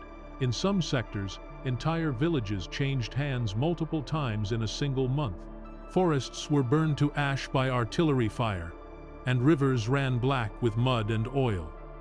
The Germans dug in, fortifying every ridge and hill, determined to delay the inevitable. Yet even their strongest defenses crumbled under the weight of Soviet persistence. For every position they held, the Soviets attacked again the next day. "The Russians come like waves," one German soldier wrote in his diary. "We shoot until the barrels glow red, but still they come. They crawl over the bodies of their comrades. It is madness." But it was not madness, it was purpose. The people of Leningrad were fighting for every friend they had buried, for every child who had starved, for every memory of life before the war. By late summer, the Germans had been pushed back from the shores of Lake Ladoga. The front line, though still perilously close, was now far enough that the city could no longer be shelled directly. For the first time in nearly 2 years, the nights were free of the thunder of artillery. People emerged from the shelters and listened to the silence. A silence so strange, it felt unreal. Yet it was fragile. The war still raged all around them, and every family knew that the cost of victory was yet to be paid in full. Thousands of soldiers from Leningrad's own ranks had fallen in the battles beyond the lake.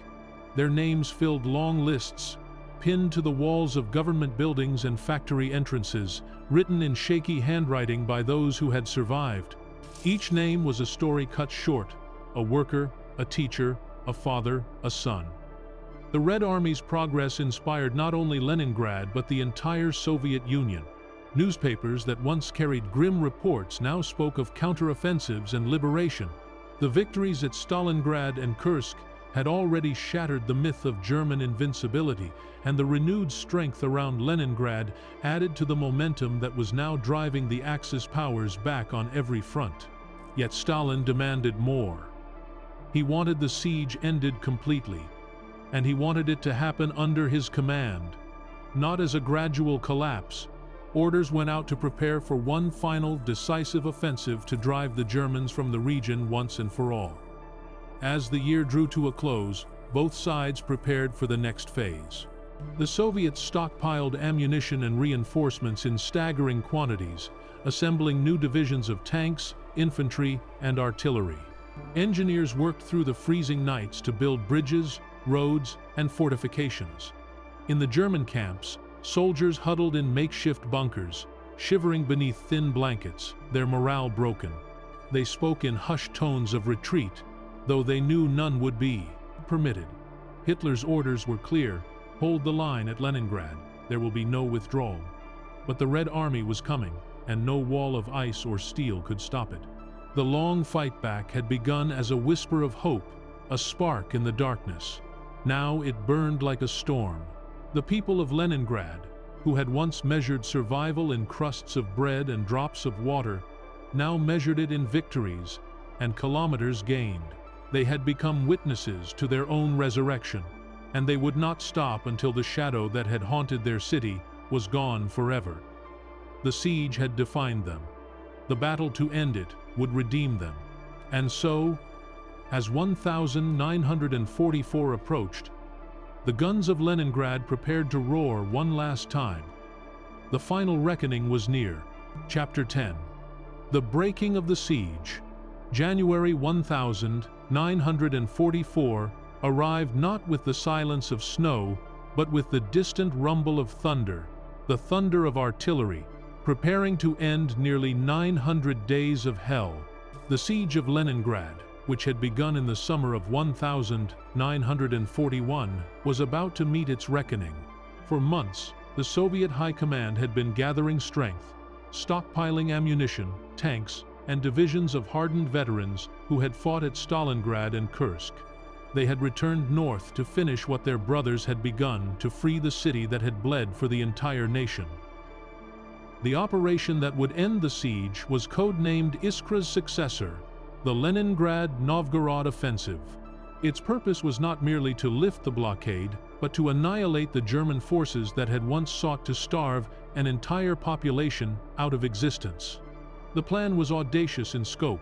Two Soviet fronts, the Leningrad Front under General Leonid Govorov and the Volkhov Front under General Kirill Meretskov, would strike simultaneously, their combined might aimed at the German 18th Army, still clinging to its fortified line along the city's southern and western approaches. Further south, the Second Baltic Front would push toward Novgorod to prevent any organized retreat. It would be a hammer blow designed to crush Army Group North once and for all. The Soviets had spent months quietly preparing, concealing artillery in forests and camouflaging tanks under nets of snow and branches. The Germans, weakened by years of attrition and starved of reinforcements, still believed that the Soviets would never risk a full-scale offensive in winter. But this was not 1941. The Red Army that now faced them was disciplined, battle-hardened, and fueled by vengeance. On the morning of January 14th, 1944, the earth itself seemed to erupt. Over 20,000 Soviet guns and mortars opened fire in unison.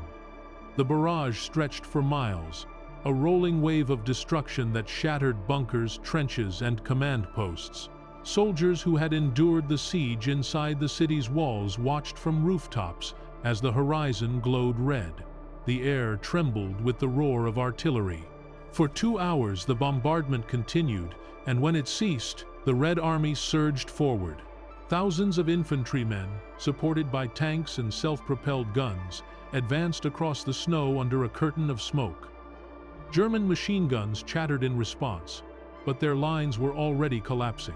The Soviet assault was overwhelming, coordinated with mathematical precision.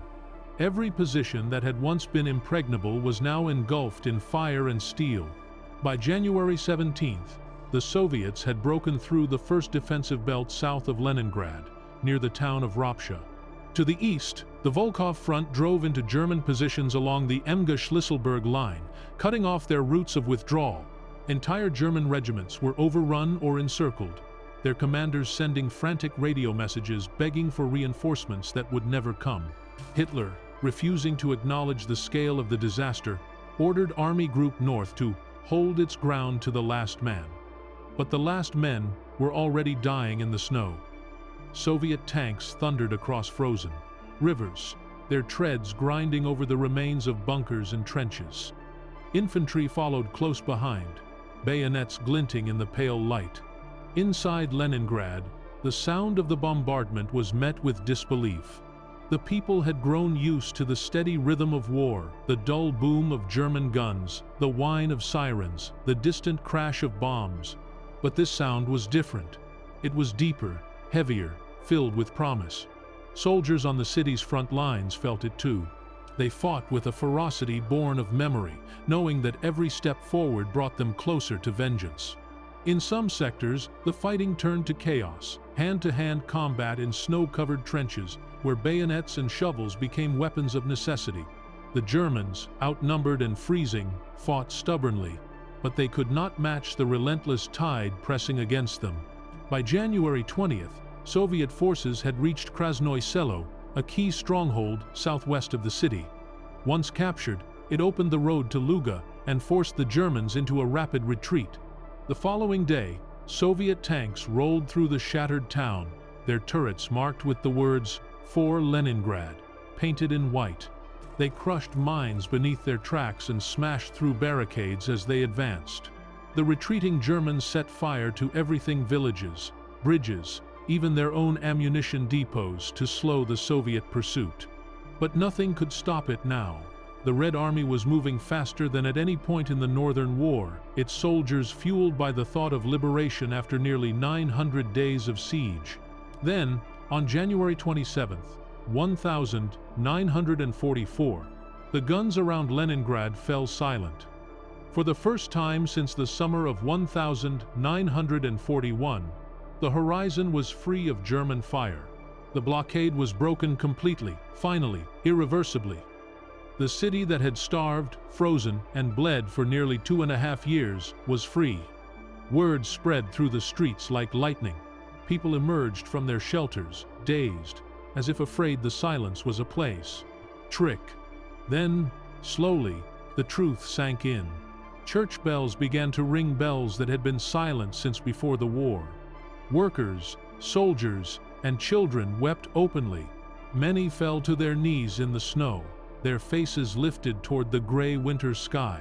There were no parades that day, no grand speeches, only tears, embraces, and the quiet relief of people who had lived long enough to see the end. That night, as darkness fell, the city erupted in light. Thousands of flares, rockets, and fireworks streaked across the sky, illuminating the ruins in a kaleidoscope of red and gold. The thunder of celebration echoed through the streets, drowning out the memory of artillery. For the survivors, it felt unreal, a dream breaking through a nightmare.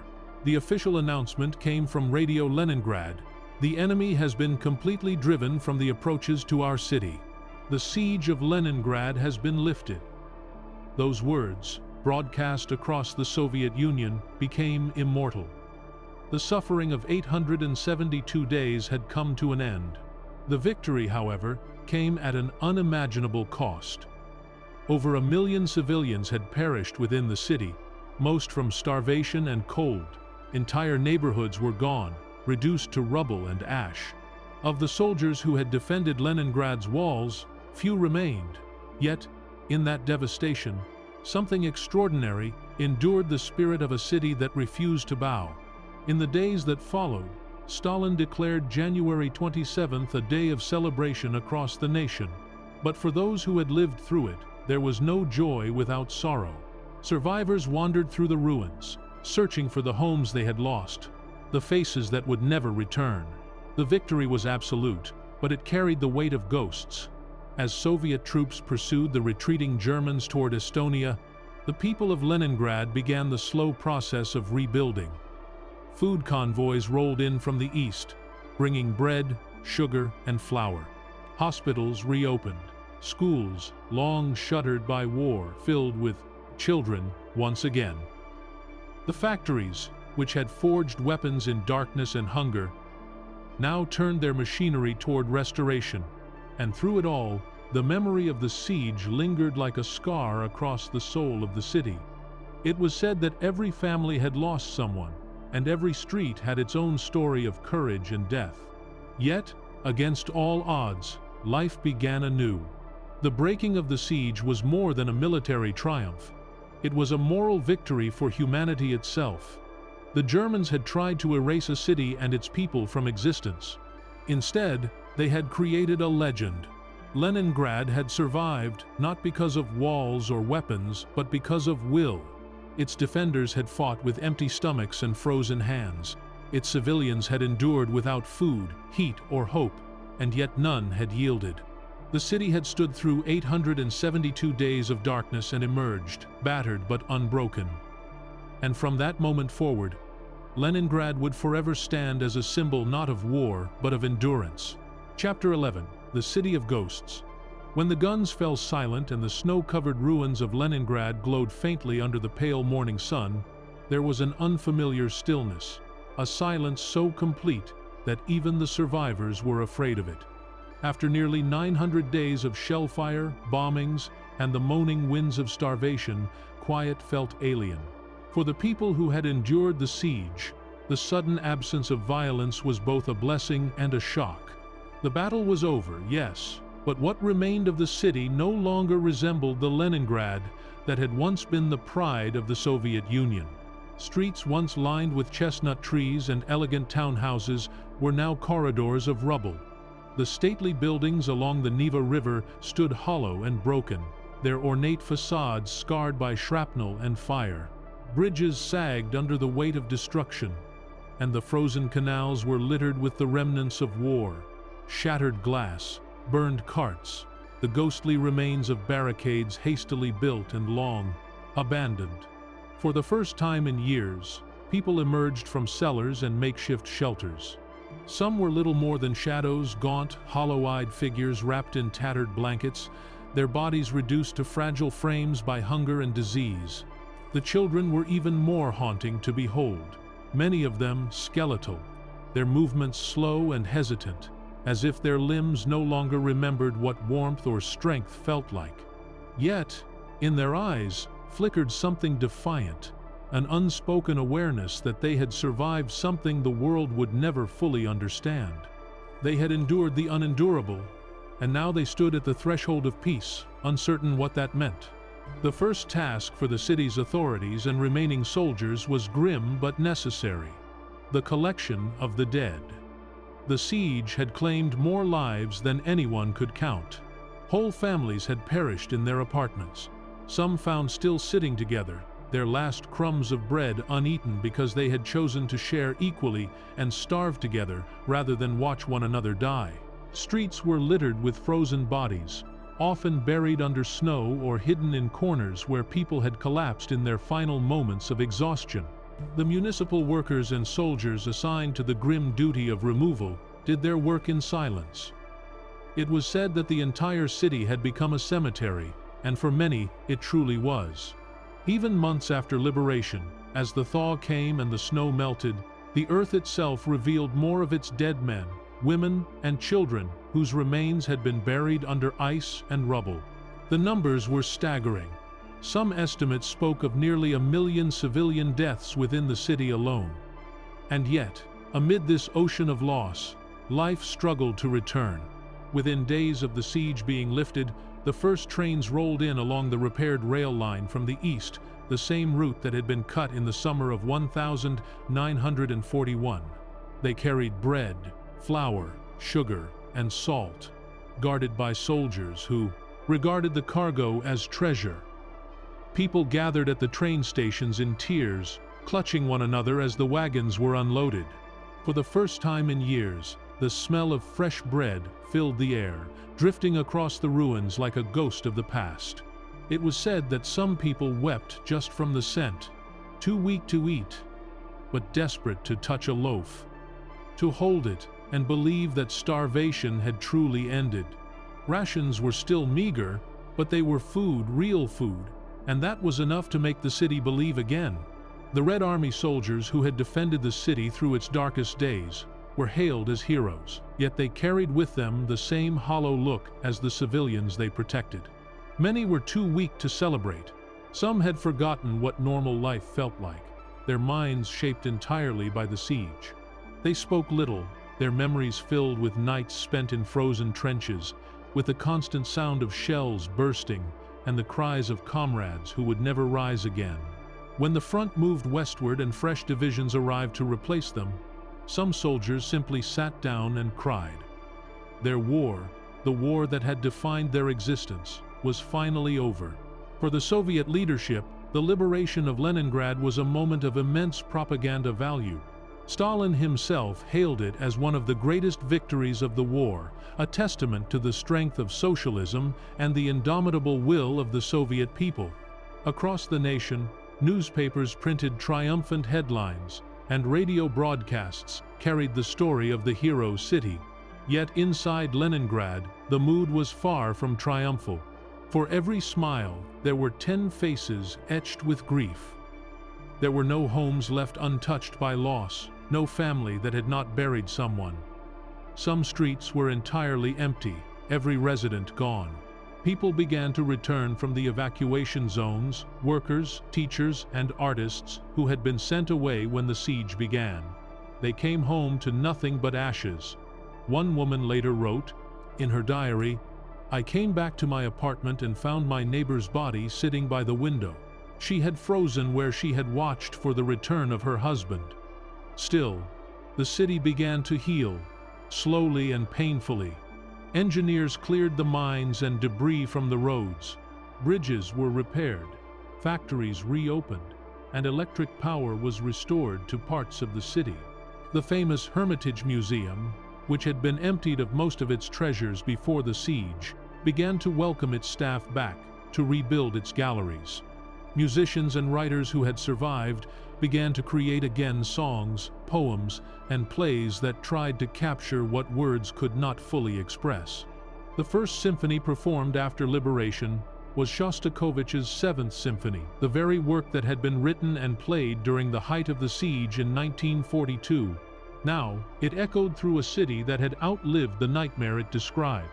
But there were scars that could not be repaired by brick or melody. The psychological toll on the survivors was immense. Many suffered from what would later be known as trauma, haunted by the sounds of bombing, the sight of frozen corpses, the constant hunger that had defined their existence. Even when food was available, some people could not eat properly. They hoarded crumbs, hid bread under their pillows, or refused to believe that more would come.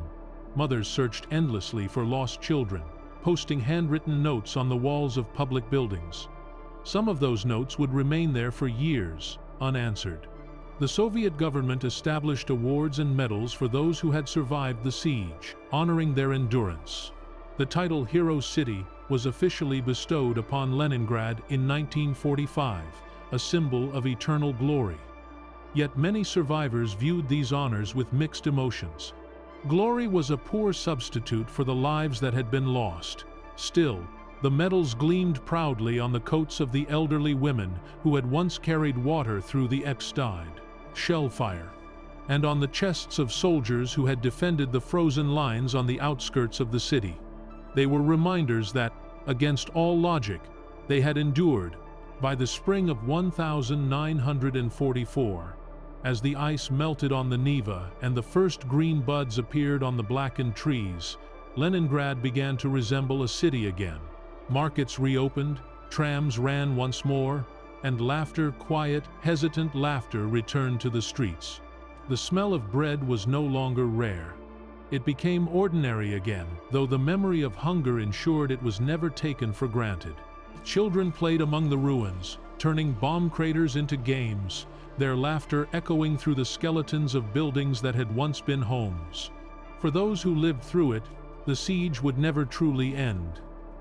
It lingered in dreams, in the way the survivors spoke, in the silence that often followed their stories.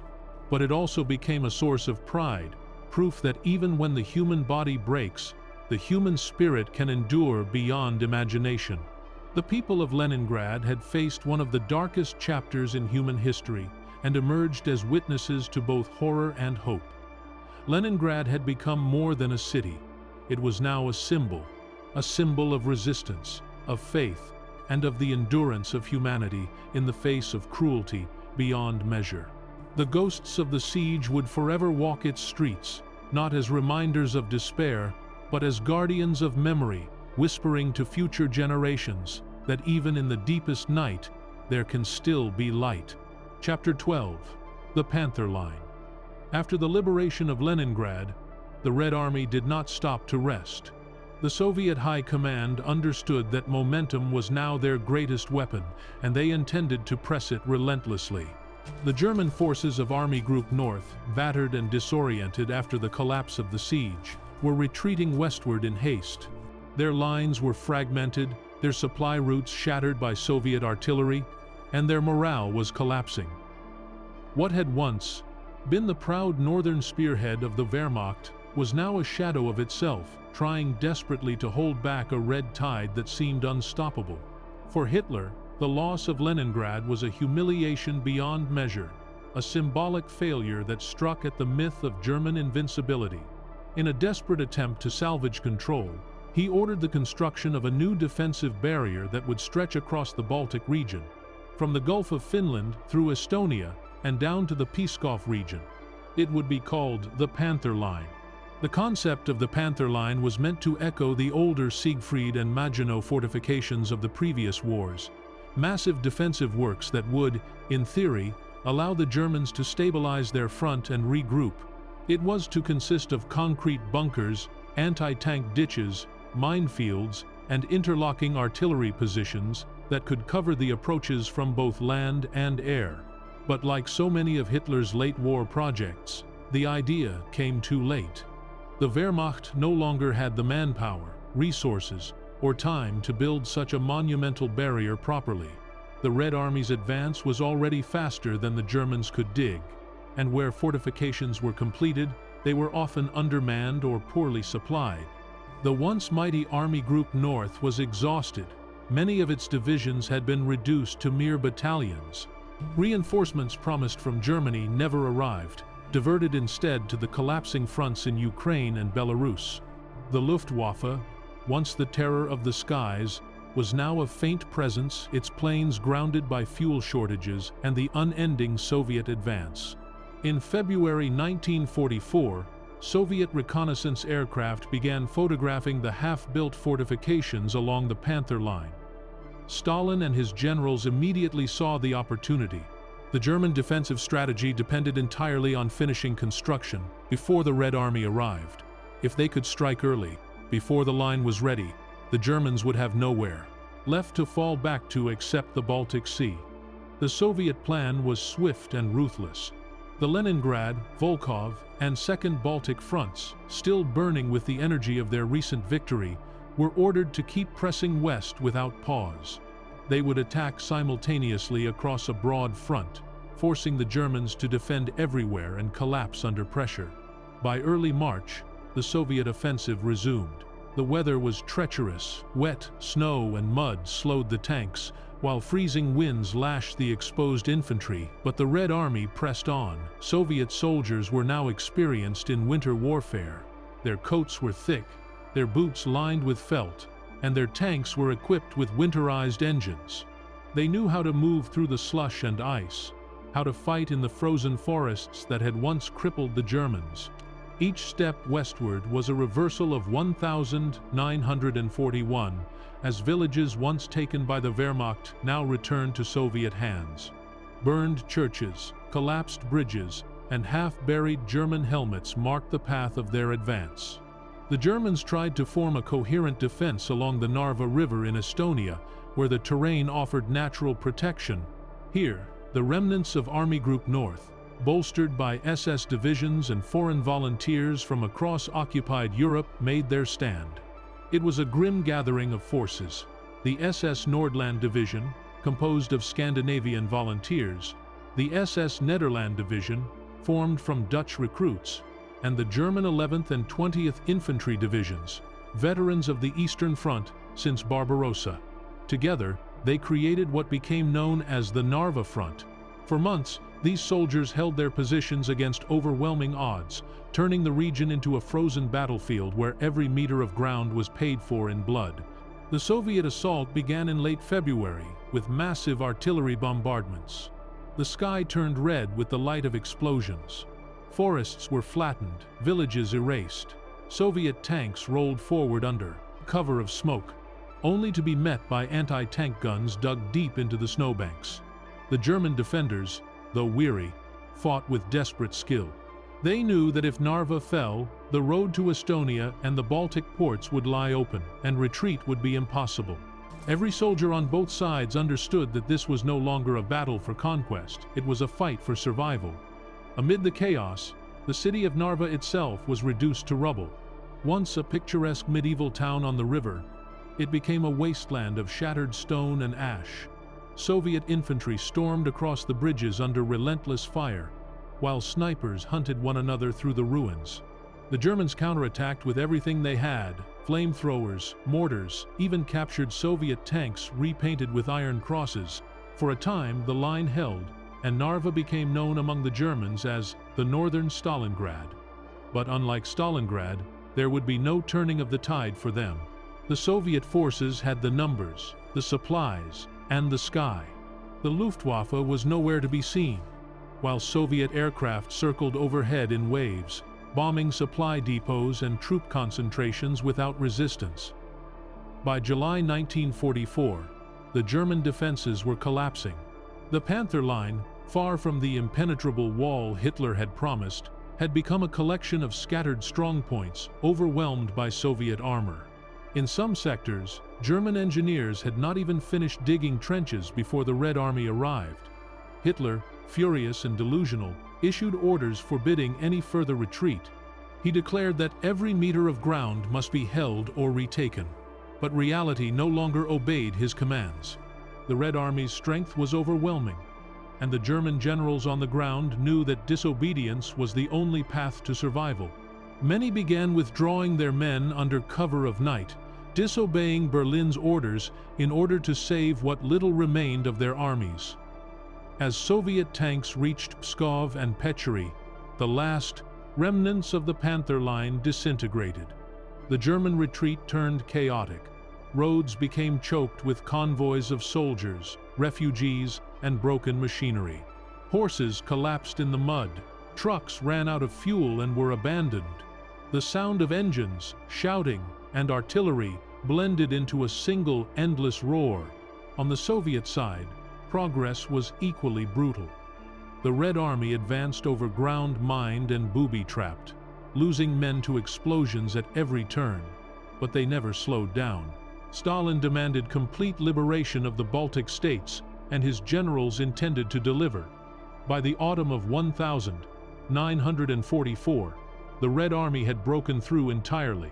The German forces that survived fell back into Latvia, retreating toward the Courland Peninsula, where they would soon find themselves trapped. The Panther Line, meant to save Army Group North, had instead become its grave marker.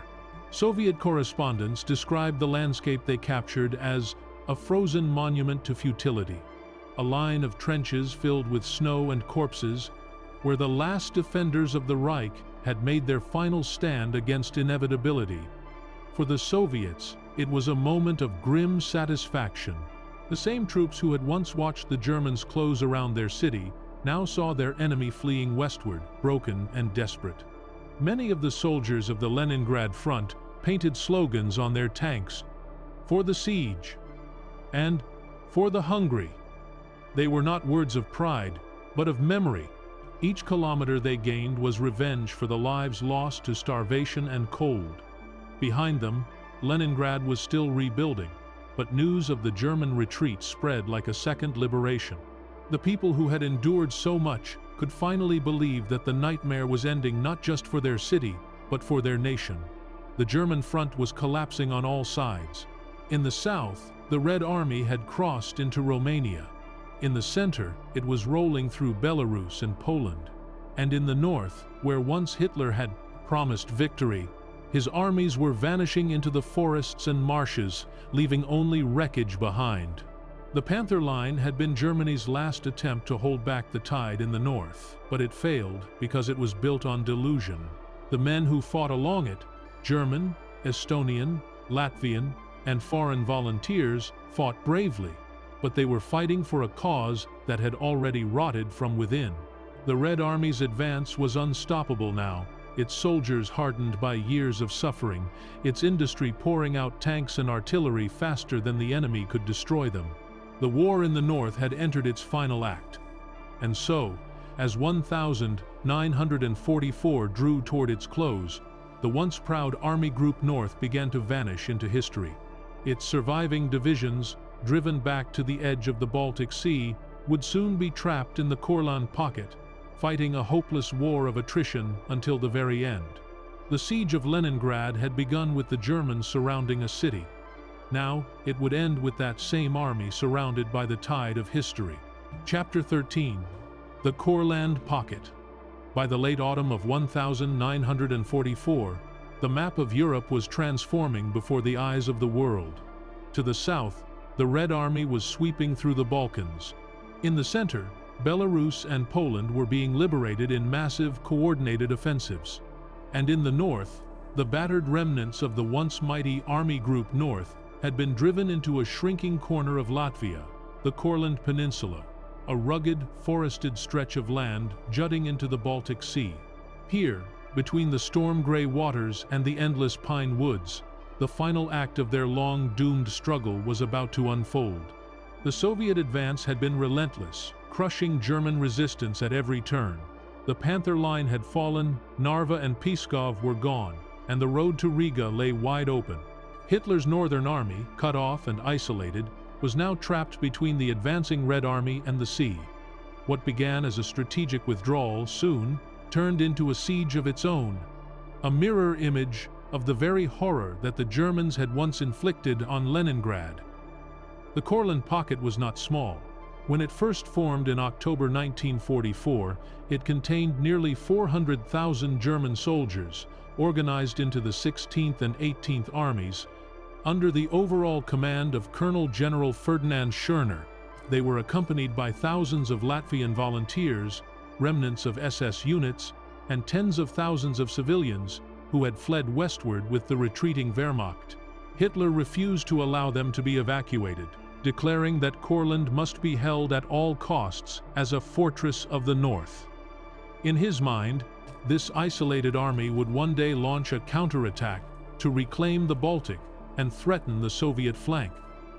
But to his generals, it was an absurd fantasy.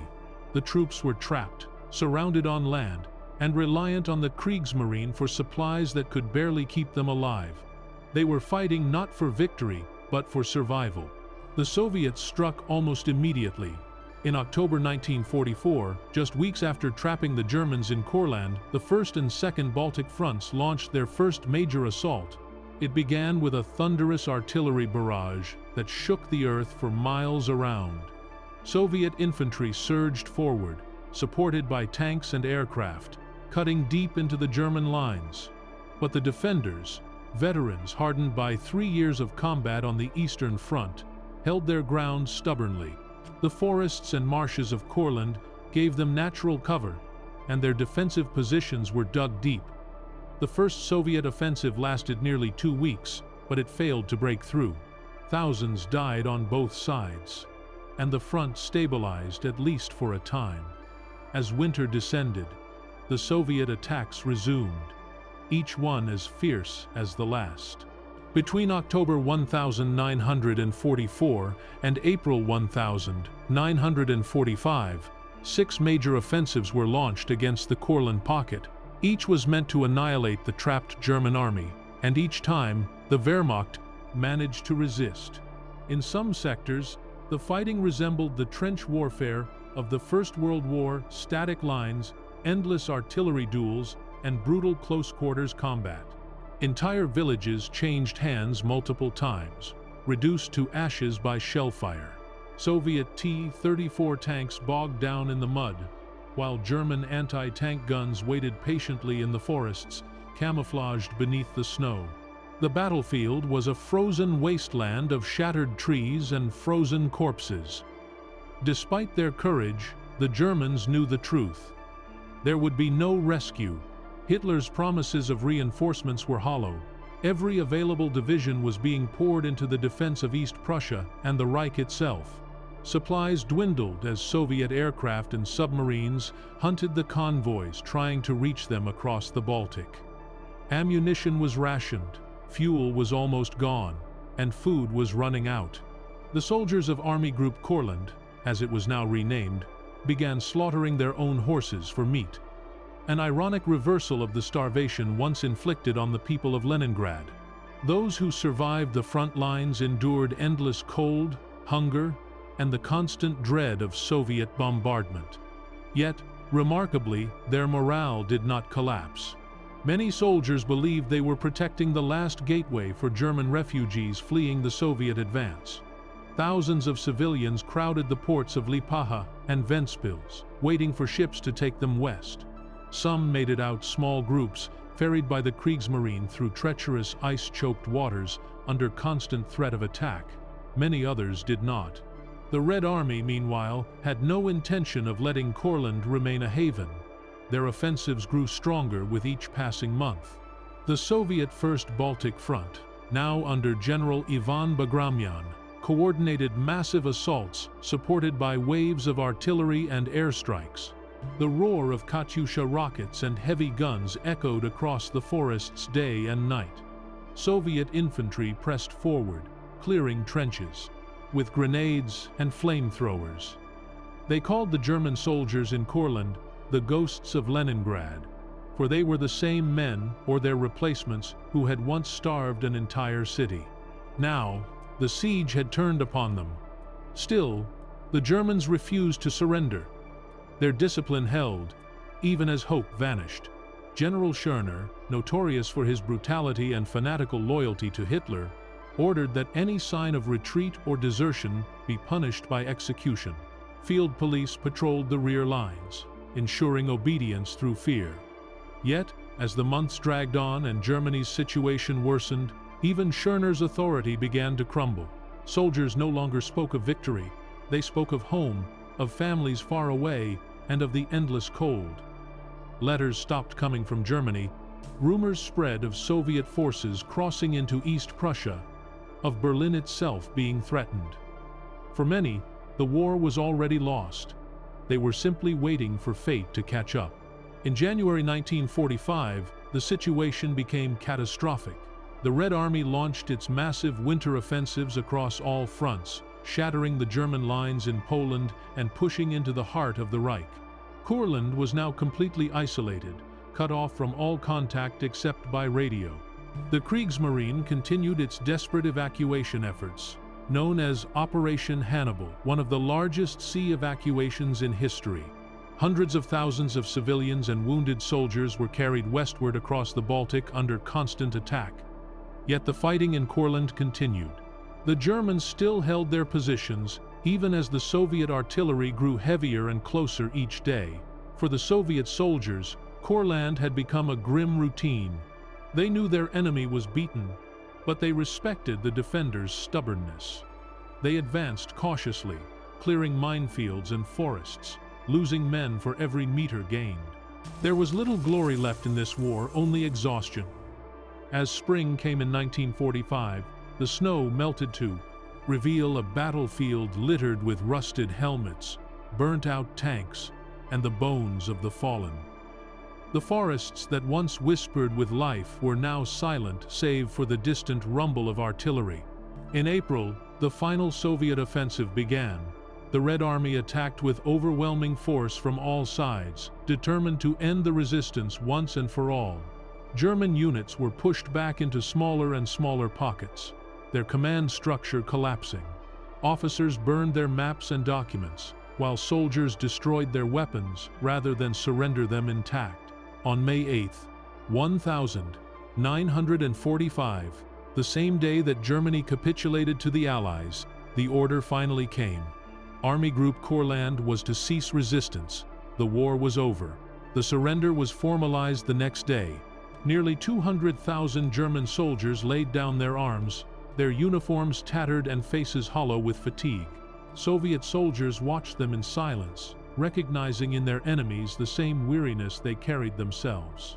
Many of the German officers tried to maintain a semblance of dignity, saluting their men one last time before being taken away. For most, captivity would last a decade. Tens of thousands would die in Soviet labor camps, others would never return home. The Courland pocket had been a graveyard of illusions, a final echo of a dying empire's pride. It had consumed hundreds of thousands of lives for no strategic purpose, fought to satisfy the delusion of a dictator who could not admit defeat. And yet, in its final moments, it became a mirror of Leningrad, a frozen, isolated world where men endured hunger, fear, and hopelessness, and where the will to survive became the only remaining truth. When news of the surrender reached Leningrad, there was no cheering, no fireworks, as there had been in 1944. The people understood too well what such a victory cost. They had seen it before the endless procession of death and ruin. But they also knew that the circle had finally closed. The same army that had besieged their city was now gone, erased by the tide of time and the justice of endurance. The memory of those 872 days of suffering had not been forgotten, but perhaps, in that moment, the people of Leningrad could finally breathe without fear. The forests of Courland grew quiet again, the echoes of battle fading into the wind. The war that had begun with the thunder of Barbarossa and the fire of Leningrad ended here in silence. And in that silence lay the story of a continent of pride, madness, and the endurance of those who refused to die. Chapter 14. The Long Road Home. The war was over, but peace did not come easily. When the guns finally fell silent across Europe in May 1945, the smoke of destruction still lingered in the air, drifting over broken cities and empty fields. For millions, the silence was not a comfort, but a void, a vast, echoing absence where the sounds of war had once filled every waking moment. In the north, the surrender of Army Group Courland marked the end of the long, brutal campaign that had begun with the siege of Leningrad nearly 4 years earlier. The men who had once surrounded that city now trudged into captivity, their uniforms in tatters, their faces gaunt and sunken. Behind them, the forests of Latvia and Estonia still smelled of gunpowder and ash. Before them lay the unknown, the long road home, or for many, the long road that would never end. For the German soldiers taken prisoner in Courland, surrender did not mean salvation. Nearly 200,000 men laid down their weapons in the first days of May, stacking their rifles and removing their belts in silence as Soviet guards watched. Most of them were marched eastward, through villages reduced to rubble, toward makeshift holding camps. From there, long columns of exhausted men were loaded into trains bound for the Soviet interior. Their destinations were the labor camps that stretched across the vast reaches of Siberia, the Urals, and Kazakhstan. For many, the journey itself was fatal. Packed into unheated freight cars, without food or water, hundreds died before reaching the camps. Those who survived entered a new kind of war, a slow, grinding struggle against cold, hunger, and despair. Soviet reports from the period described them simply as POWs assigned to reconstruction work, but for the men themselves, it was slavery under another name. They were ordered to rebuild what they had destroyed: roads, bridges, railways, and factories. In the ruins of Leningrad, German prisoners could sometimes be seen clearing rubble or laying new tracks, their eyes averted from the citizens who passed them. For the people of the city, the sight provoked conflicting emotions: rage, pity, and a grim satisfaction. Here were the ghosts of the siege made flesh, now bound to the same earth they had once sought to conquer. Some survivors spat at them as they worked. Others turned away in silence. The past could not be undone, but at least now, the balance of fate seemed restored. For the people of Leningrad, peace was a word that meant rebuilding from the bones of the dead. The victory had come at an unbearable cost. Over 1 million civilians had perished during the siege, starved, frozen, or killed by bombs. Families had been erased from existence, and entire districts of the city lay in ruins. The survivors, many of whom had endured years of hunger and cold, now faced the immense task of restoring a city that had been half destroyed and entirely scarred. The Soviet government declared Leningrad a hero city and promised massive reconstruction efforts. But for those who lived there, the greatest challenge was not rebuilding the walls, but rebuilding the spirit. In the summer of 1945, the first real signs of renewal began to appear. The trams that had been silent for years rattled back to life. Electric lights flickered again in the shattered windows of Nevsky Prospect. Children, thin, solemn-eyed survivors returned to school, carrying notebooks made from scraps of paper. Theaters reopened, and music once again filled the city's great halls. Yet beneath the surface, grief lingered like a shadow. Every building had its ghosts, every street its unspoken history. The people who had survived carried invisible wounds, some physical, others buried deep in memory. Even as they worked to rebuild, many found it impossible to forget the sound of the air raids, the hunger, the silence of the dead. The Soviet state commemorated the siege with ceremonies and medals, turning Leningrad's endurance into a symbol of national triumph. But within the city, the memory was more personal, more sacred. Survivors formed associations to remember those who had fallen, creating lists of the dead and marking the places where bodies had been buried in haste. The Piskaryovskoye Memorial Cemetery became the heart of this remembrance. Stretching for acres, it held the remains of nearly 500,000 victims, soldiers and civilians alike, laid beneath long mounds of earth.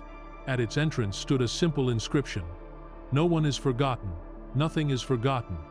Visitors walked in silence among the graves, leaving flowers, sometimes bread. Mothers brought their children there to teach them what endurance meant.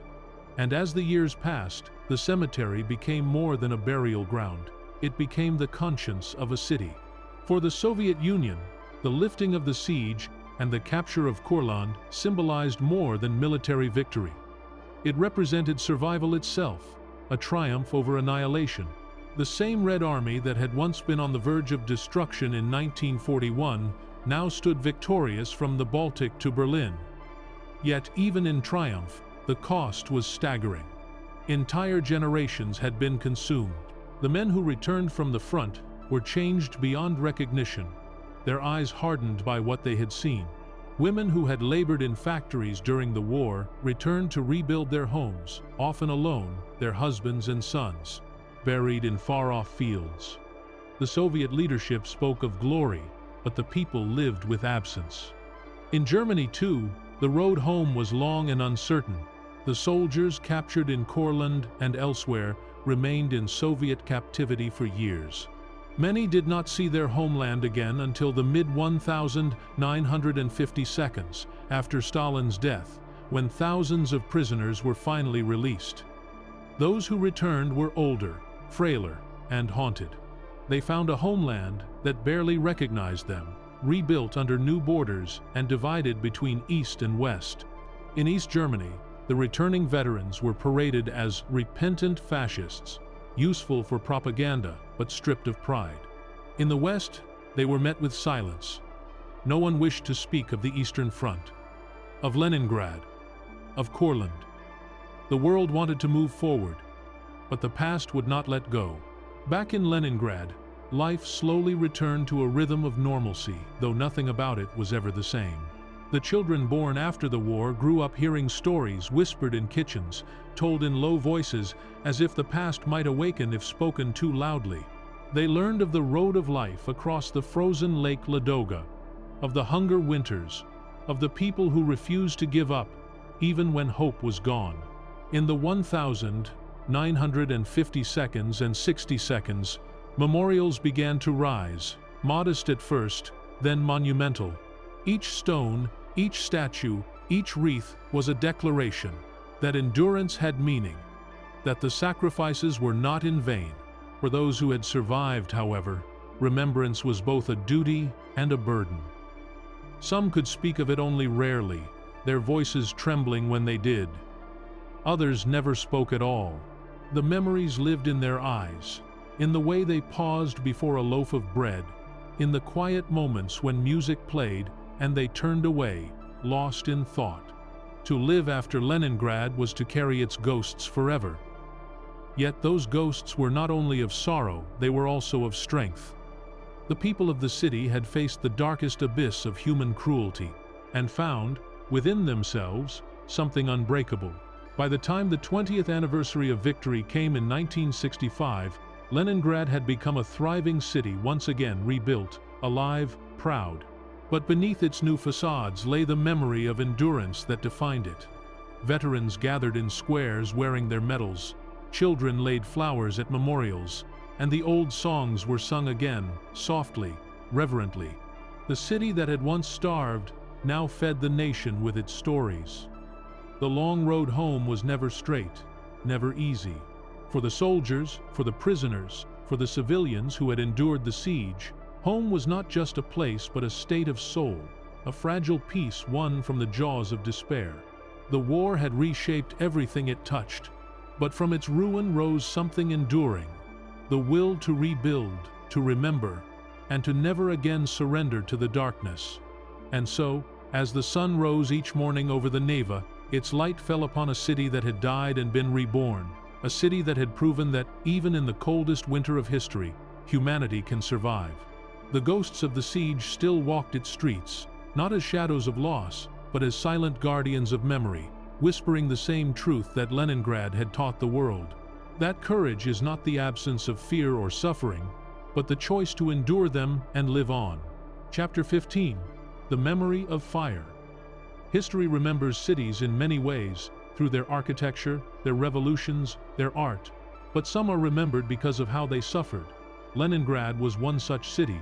When the guns fell silent and the last columns of smoke drifted into the pale northern sky, the siege that had defined its people for nearly 900 days became more than a memory, it became a myth. The war had left behind a scar so deep that it could not be hidden beneath the rebuilding or the speeches of victory. For every stone replaced, for every street repaved, there remained an invisible layer beneath an echo of hunger, of defiance, of the will to survive, when survival itself had become an act of rebellion. And yet, as time moved on, that memory was not allowed to fade. It was shaped, curated, and finally enshrined in the national identity of the Soviet Union. The story of Leningrad was no longer just a tale of endurance. It became a symbol of unyielding faith, of a people who refused to die when death itself had surrounded them. In the years following the war, the Soviet government carefully crafted how that memory would be told. The siege was presented as a shining example of socialist unity and collective sacrifice. Every poster, every article, every monument proclaimed the same truth, that it was the strength of the Soviet system, the discipline of its people, and the leadership of Stalin that had saved the city. Yet, beneath the surface of this official narrative, the real story was far more complex. The people of Leningrad had not survived because of political doctrine or state control, they had survived because of one another. Ordinary men and women had shared their last crumbs of bread, risked their lives to bring food across frozen lakes, and kept faith in one another when faith in everything else had crumbled.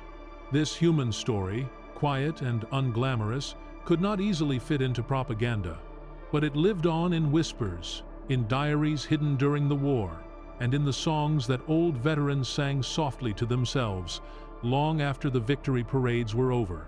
During the early years of the Cold War, the memory of the siege became a political tool. Stalin's regime, seeking to solidify its moral authority, transformed Leningrad's suffering into a monument of ideological victory. The phrase, "Hero City," was coined, and Leningrad was among the first to receive this honor. Streets were renamed, memorials erected, and schoolchildren were taught that it was the party and the great leadership of Stalin that had led the people through the dark. But in private, many knew the truth was more personal, more painful. When Stalin's purges reached into the ranks of Leningrad's post-war leadership in what became known as the Leningrad Affair, the irony was bitter. Many of those who had organized the city's defense, who had fed the starving, who had kept order when everything else collapsed, were accused of disloyalty and executed or imprisoned. The same government that had praised the city's endurance turned upon its heroes, rewriting even their courage into silence. Yet memory, like fire, cannot be so easily extinguished. In the 1950 seconds and 60 seconds after Stalin's death, a slow reckoning began. The people of Leningrad began to reclaim their story from the hands of the state. Writers, artists, and musicians who had lived through the siege began to speak. Their works did not glorify war, they mourned it. They wrote of the hunger, the endless cold, the faces of children pressed against the frost-covered glass. Anna Akhmatova's verses spoke of the city's pain in language so delicate that even grief seemed to tremble. Shostakovich's Seventh Symphony, written during the siege, had already captured the world's attention during the war. Now, it became a requiem not for victory, but for the millions who had perished. Performed in the same city that had nearly died, its slow, relentless march echoed through the concert halls and reminded listeners that endurance and suffering were not separate, but bound together in a single, haunting melody. Through art and music, the memory of Leningrad became something sacred, not the triumph of ideology, but the triumph of the human spirit. Every year on January 27th, the city commemorated the day the siege was lifted. Sirens would wail across the Neva River, and for a moment, the whole city would stop. Cars pulled over, trams halted mid-route, and people stood in silence. To outsiders, it might have seemed an act of ritual mourning, but for those who lived there, it was more like communion, a collective breath shared between the living and the dead. In those few moments, the city seemed to remember not only its suffering, but also its unity. For the young who had never known hunger or bombardment, it was a lesson in the cost of peace. For the old, it was a reminder that they had not endured in vain. As decades passed and the Soviet Union itself began to waver, the story of Leningrad transformed again. When the USSR collapsed in 1991 and the city reclaimed its old name St. Petersburg, there were those who feared that its wartime identity would fade with it. But memory had already become part of its soul. The museums remained, filled with artifacts of those terrible years, ration cards so small they could fit in a child's palm, diaries written in trembling script, fragments of bombs pulled from the streets. The Piskaryovskoye Memorial Cemetery continued to draw visitors from around the world. There, amid the rows of grass-covered mounds, it was impossible to tell where one body ended and another began. The silence was immense, but not empty. It was filled with the murmurs of history. Today, the memory of the siege is both a warning and a testament. It speaks of what happens when cruelty is given power, and when human endurance is pushed to its limit. In classrooms and documentaries, in songs and films, the story of Leningrad is told again and again, each generation finding in it a reflection of its own fears and hopes. For the people of modern St. Petersburg, the city's beauty, its golden spires and marble bridges, stands in contrast to the suffering once endured there. But perhaps that is the point. The light means more when one remembers the darkness. The siege of Leningrad was not just a chapter in a war. It was a revelation about what humanity can withstand. For all the horror and loss, it remains one of history's most profound testaments to courage. Not the courage of generals and governments, but of ordinary people who refuse to surrender. That is why, even now, when the wind moves through the streets near the Neva, some say you can still feel it, the quiet heartbeat of a city that refused to die. Chapter 16. The Frozen Symphony. The siege of Leningrad did not end when the guns stopped firing or when the blockades were lifted. Its echo continued to resound, carried by a language more enduring than politics or monuments, the language of art. Among the ruins of the city, where hunger had nearly silenced an entire generation, music became both memory and resurrection. It was not just the Shostakovich Symphony, though that grand defiant march had already earned its place in legend. It was every note, every melody, every whisper that arose from a city that had faced annihilation and refused to vanish. The people of Leningrad had learned to find beauty in survival, and their art became a frozen symphony, a composition of endurance, carved out of grief and courage. When Dmitri Shostakovich began composing his Seventh Symphony, the city was already under siege. Air raid sirens wailed outside his window as he wrote, and yet, the music he created was not of despair, but of defiance. He wanted to give voice to those who could not speak, to the soldiers in the trenches, to the mothers waiting in the dark, to the starving children clinging to life.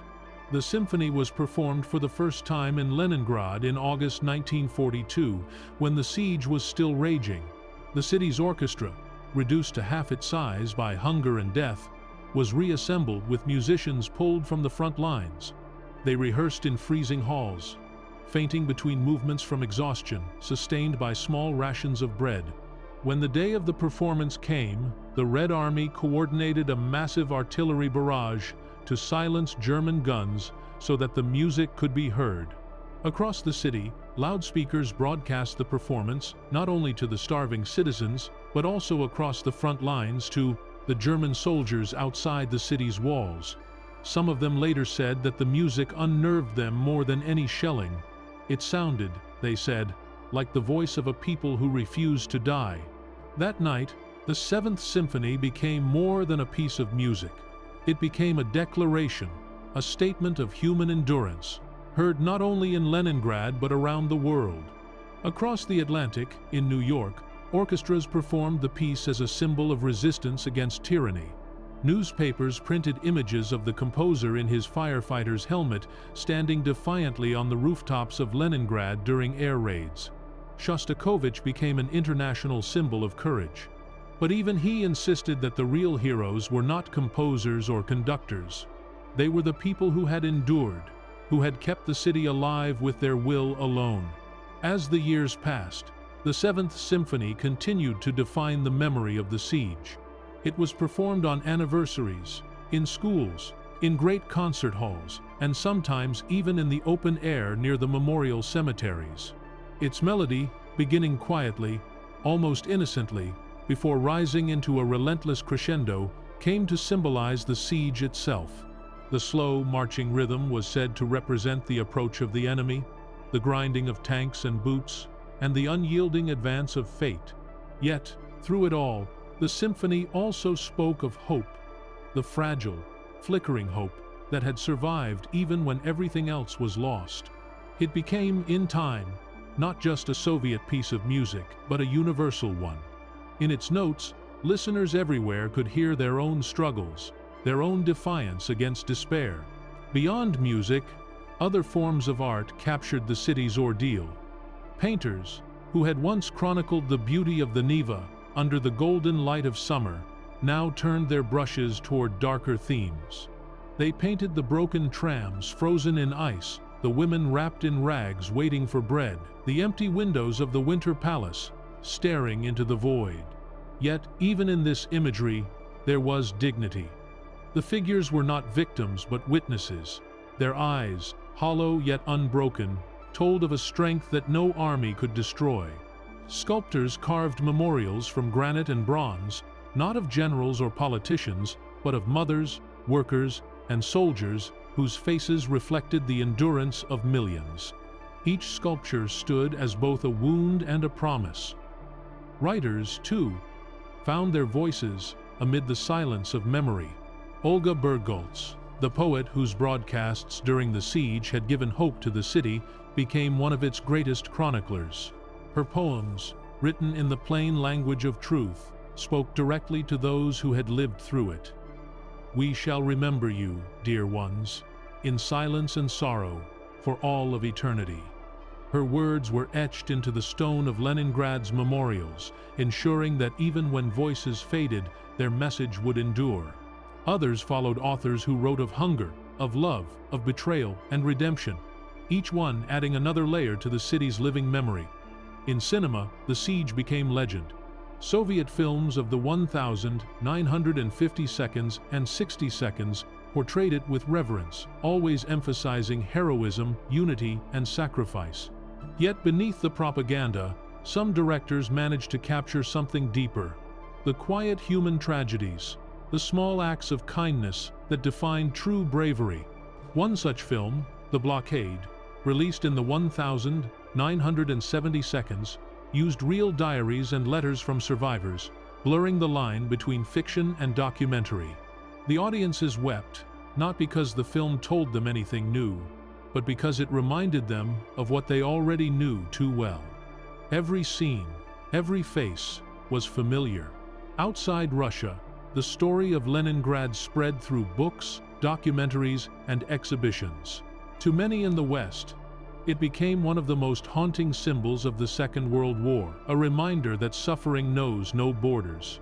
Historians, artists, and musicians all drew from it. The siege was no longer only a Soviet story. It became a universal story of survival against impossible odds. The images of children huddled beside frozen stoves, of soldiers fighting with empty stomachs, of a city reduced to ashes yet unbroken. These transcended ideology. They spoke to something elemental in the human condition. In modern times, the Frozen Symphony continues to be heard in new ways. Every January, the city, now St. Petersburg, again hosts commemorative concerts of Shostakovich's symphony. The audience often includes survivors, their faces weathered but luminous with memory. When the first notes rise, there is no applause, only silence. People listen, as if hearing the heartbeat of the past. In that music, they find not just grief, but gratitude. It is a sound that reminds them that they are alive, that the city lives because they endured. The art born of the siege has outlived every regime that tried to control it. It speaks across generations, languages, and borders. It reminds us that even in the deepest winter of human history, beauty can exist not as decoration, but as defiance. The Frozen Symphony of Leningrad still plays, not only in concert halls but in the hearts of all who know its story. It is a song of survival, a testament that even when the world freezes over, the human spirit can still create something eternal. Chapter 17: Shadows of the Dead. When the fires of war faded and peace returned to Europe, the silence that followed felt heavier than the bombs that had once fallen from the sky. In Leningrad, now breathing again after nearly 900 days of siege, the silence carried the weight of ghosts. They were everywhere, in the cracked walls, in the soot-blackened windows, in the eyes of those who had survived. The living walked among the dead, and the line that separated them was thin, almost transparent. For those who had endured the siege, victory did not mean freedom from suffering. It meant learning how to live with the shadows of the dead. In the months following the liberation, bodies continued to be unearthed from the ruins. Entire families were found frozen where they had fallen, their names unknown, their stories lost. Soldiers and volunteers worked tirelessly to gather the remains, digging through the snow and rubble. In some cases, they found only fragments: a shoe, a small locket, a lock of hair. Everything was recorded, tagged, and buried again in long trenches outside the city. These mass graves would later become cemeteries, places of mourning and pilgrimage. But in 1944, they were simply pits filled with silence. The smell of decay lingered long after spring returned. For the survivors, this physical reminder of death was unavoidable. They lived, ate, and worked amid the evidence of everything they had lost. The psychological wounds were just as deep. Doctors in the years after the war would later describe the Leningrad syndrome, a condition of chronic anxiety, survivor's guilt, and emotional numbness that affected thousands. People who had survived on almost nothing now hoarded food obsessively, unable to throw away even crumbs of bread.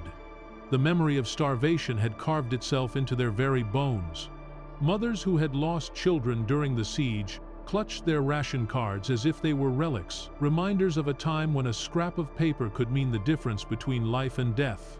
The city's children, too, carried invisible scars. Many of them had learned to live without laughter, to measure time not in days but in the length between air raid sirens. They had seen things no child should see: the faces of the dead, the hunger that consumed their parents, the constant fear that tomorrow might not come.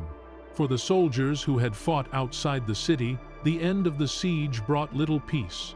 They had seen comrades freeze to death in the snow, watched entire regiments vanish in a single artillery barrage, and lived for months in trenches where the ground was frozen and the dead could not be buried.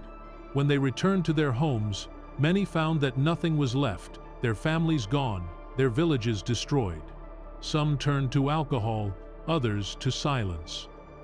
The Soviet state celebrated them as heroes, but inside they felt hollow. Medals could not fill the emptiness left by war.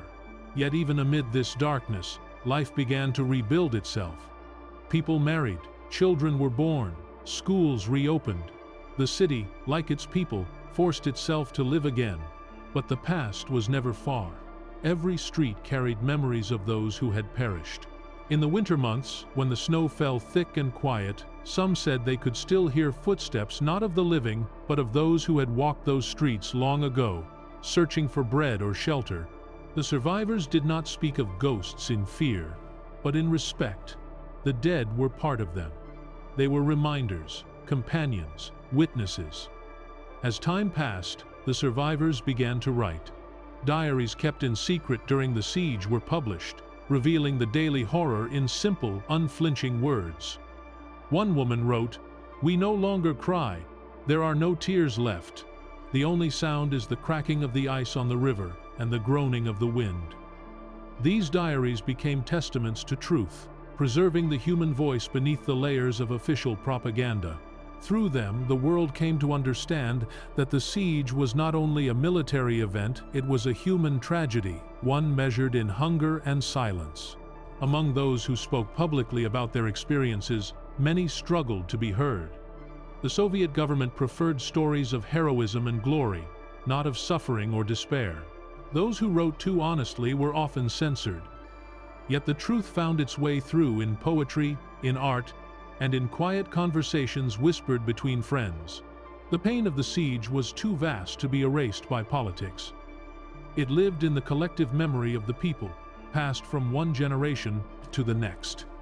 In later decades, psychologists and historians would study the legacy of the siege and its impact on human behavior. They found that the trauma had changed the city itself. Leningrad became a place where generosity and caution coexisted, where people would give their last loaf of bread to a neighbor, but also keep a hidden stash of food just in case. Trust was precious but fragile. The experience of mass death and deprivation had created a culture of endurance, where survival was both a point of pride and a quiet sorrow. The moral reckoning of the siege also extended beyond the city's borders. German soldiers who had participated in the encirclement returned home, haunted by what they had seen. Some spoke of the suffering with shame, others buried it in silence. A few wrote memoirs years later, confessing their guilt. "We thought we were fighting soldiers," one wrote, "but we were killing a city." For them too, the shadows of the dead never lifted. They carried them across decades, through new wars and into old age. In the years after Stalin's death, the survivors began to receive official recognition. Medals were issued, memorial days declared. Yet the honors felt hollow to many. What comfort could a ribbon bring to someone who had watched their child starve to death? What meaning could victory hold when survival itself had come at such a cost? And yet, they accepted them not for themselves, but for those who could no longer stand to receive them. By the 1972nd, the generation that had lived through the siege was beginning to age. Many felt a quiet urgency to tell their stories before time erased them. Schools invited veterans and survivors to speak to children about what they had endured. In classrooms filled with young faces, they described the winters of hunger, the songs sung in the dark, the strange beauty of snow falling over a dead city. Some of the children cried, others sat in stunned silence, realizing for the first time that history was not something that lived in books, but in the trembling voice of an old woman telling them what it meant to be hungry.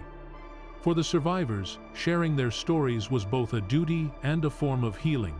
They knew that the dead lived on through memory, and to speak was to keep them alive. Each word, each recollection, was a light cast against the darkness of forgetting. And so, the shadows of the dead became part of the living city, not as ghosts of despair, but as quiet guardians of remembrance. In time, those who had survived began to die too, one by one, joining the millions already buried in the frozen earth outside the city. But their legacy remained. The siege had not only shaped their lives, it had shaped the identity of Leningrad itself, a place where courage was born from suffering, and where every sunrise was a reminder that survival is the rarest form of victory. The shadows of the dead did not fade. They became part of the city's soul, whispering through its streets, reflected in its rivers, and remembered in its music. To live in Leningrad in St. Petersburg was to walk beside them, to carry their story, and to understand that the line between life and memory is thinner than we dare to believe. Chapter 18. The Children of Winter.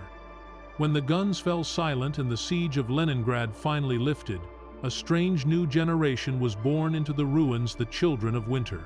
They were the offspring of survivors, conceived in a world still trembling from the echo of artillery, raised among crumbling walls and whispered memories. For them, peace was not a joyous word. It was fragile, cautious, like a candle flame that could be extinguished by the faintest breath. They grew up under the shadow of loss, nurtured by parents who had seen too much, and carried within them the unspoken burden of remembrance. Their mothers were thin and pale, their eyes older than their years. Many had survived the siege through sheer willpower, enduring hunger, disease, and grief, and yet somehow still found the strength to bring life into a world of death. When these mothers looked at their newborns, they often wept silently, not from joy, but from disbelief that life could still exist after so much destruction. The city hospitals were still half ruined, the wards freezing and crowded. Supplies were scarce, and yet the cries of new babies could be heard echoing down the halls, fragile voices of defiance against extinction. These children grew up surrounded by ghosts. Their first toys were carved from wood or scrap metal salvaged from bombed-out buildings. Their lullabies were stories not of fairy tales or princes, but of hunger, courage, and loss. Their parents told them of the winter of bread, when a crust of rye was worth more than gold, and of the road of life, the icy path across Lake Ladoga, where food had once come in under fire. Every tale was a lesson not of hatred, but of endurance. The children were taught to never waste food, to always finish what was given to them, to never forget the price of a single meal. As they grew, they began to notice the peculiar silence that surrounded certain subjects. Their parents and grandparents would often fall quiet when asked about the war. A look would pass between them, a silent agreement that some things were better left unspoken. But the children learned through observation. They saw their mothers carefully fold breadcrumbs into handkerchiefs, their fathers stiffen at the sound of thunder, mistaking it for artillery. They understood that survival had changed their parents forever. The siege had not ended with the lifting of the blockade. It lived on in every breath, every glance, every moment of caution. In school, the children were taught that the siege had been a glorious victory. The textbooks spoke of courage, of heroism, of the great Stalin's leadership. They learned about soldiers who never gave up, about the indomitable will of the Soviet people. But at home, they learned the other truth, that victory had come at the cost of unimaginable suffering. Their grandparents whispered of cannibalism, of starvation, of families turning on one another in desperation. It was not treachery to speak of these things, it was memory. The children grew up in the tension between pride and pain, knowing both were true. The city itself became their classroom. Every street, every corner carried a story. They played in courtyards that had once been graveyards, their laughter echoing through places where thousands had perished. On warm summer days, when the sun shimmered on the Neva River, the children would chase each other across bridges rebuilt after the war, unaware that beneath the calm waters lay wrecks of supply trucks and tanks frozen in time. Their innocence was fragile, always on the edge of history. Even their games reflected the world they inherited. They played siege and evacuation, pretending to be soldiers or nurses, feeding imaginary bread to imaginary hungry. Childhood and remembrance intertwined so tightly that one could not exist without the other. As they grew older, these children of winter carried the quiet stoicism of their parents. They were a generation marked by resilience and restraint, taught to value simplicity, discipline, and duty. They studied hard, worked harder, and rarely complained. Many of them went on to rebuild the city: architects, engineers, doctors, teachers, the living continuation of those who had perished. For them, rebuilding was not merely work, it was an act of devotion. Every brick laid, every bridge repaired, was a vow that Leningrad would never fall again. Yet even as they built, they felt the shadow of the past pressing upon them. In their dreams, they saw the city as their parents had described it: frozen, silent, dying. Some woke in the middle of the night, unable to breathe, as if the hunger of their mothers still lingered in their blood. The trauma of the siege was not inherited by memory alone. Scientists later discovered that the famine had changed the very biology of those who lived through it. Malnutrition during pregnancy had altered the genes of unborn children, passing down anxiety, metabolic disorders, and weakened health for generations. The war had not only scarred minds, it had inscribed itself into bodies. Despite these burdens, the children of winter also inherited something else: strength. A deep, unyielding strength born from those who refused to die. They carried within them the same endurance that had kept their parents alive through the worst of times. When new challenges arose, political upheaval, poverty, uncertainty, they faced them with a quiet defiance that echoed across decades. They did not crumble, they endured. In the 1960 seconds and 70 seconds, when the city began to modernize, many of these children had families of their own. They told their own children stories of the siege, though softened now less about hunger, more about bravery. They wanted to preserve memory, but protect innocence. "Your grandmother ate bread made from sawdust," one mother might say. "But she lived, remember that." These stories became the foundation of identity. To be from Leningrad was to be part of something sacred, a lineage of endurance. Public monuments began to appear throughout the city.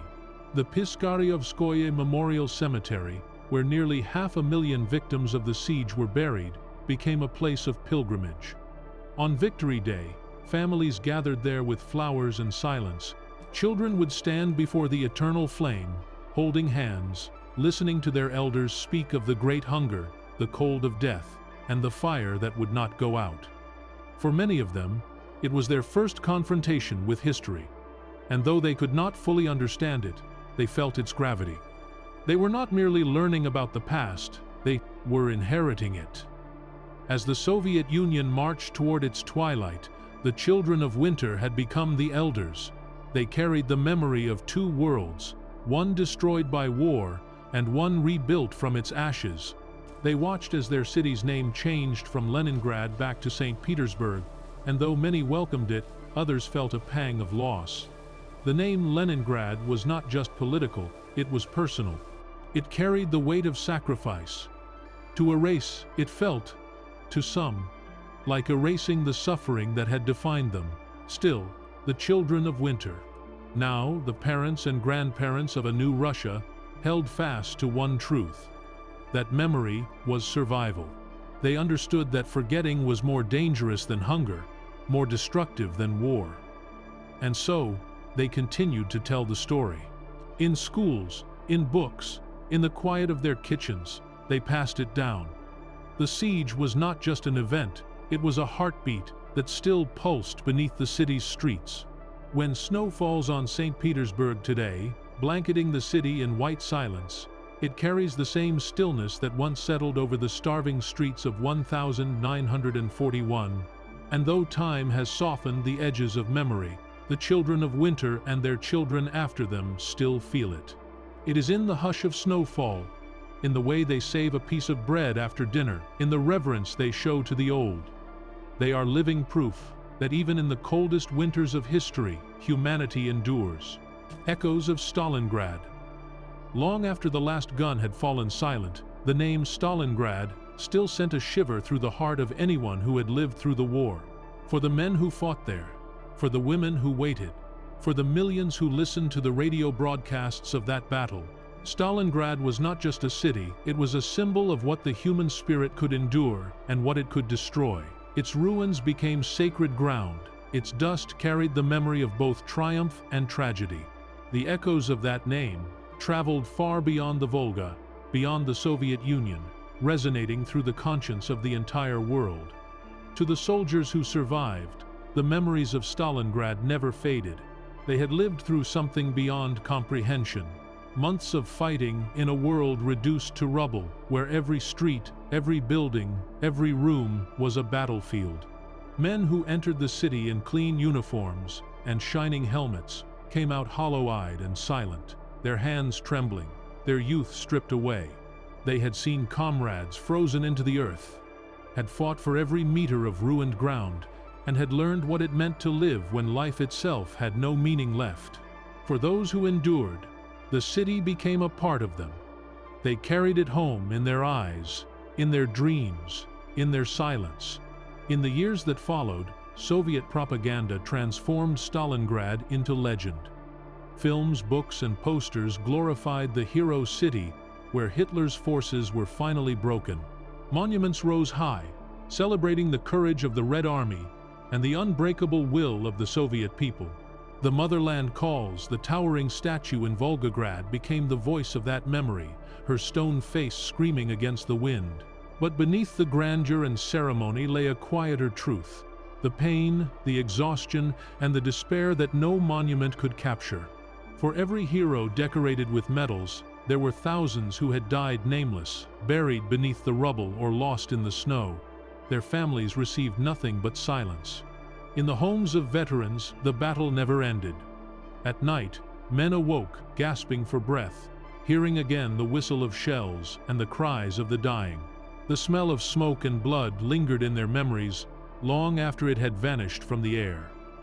Many could not speak of it. Wives learned to recognize the faraway look in their eyes, the sudden quiet that fell when a radio broadcast mentioned Stalingrad.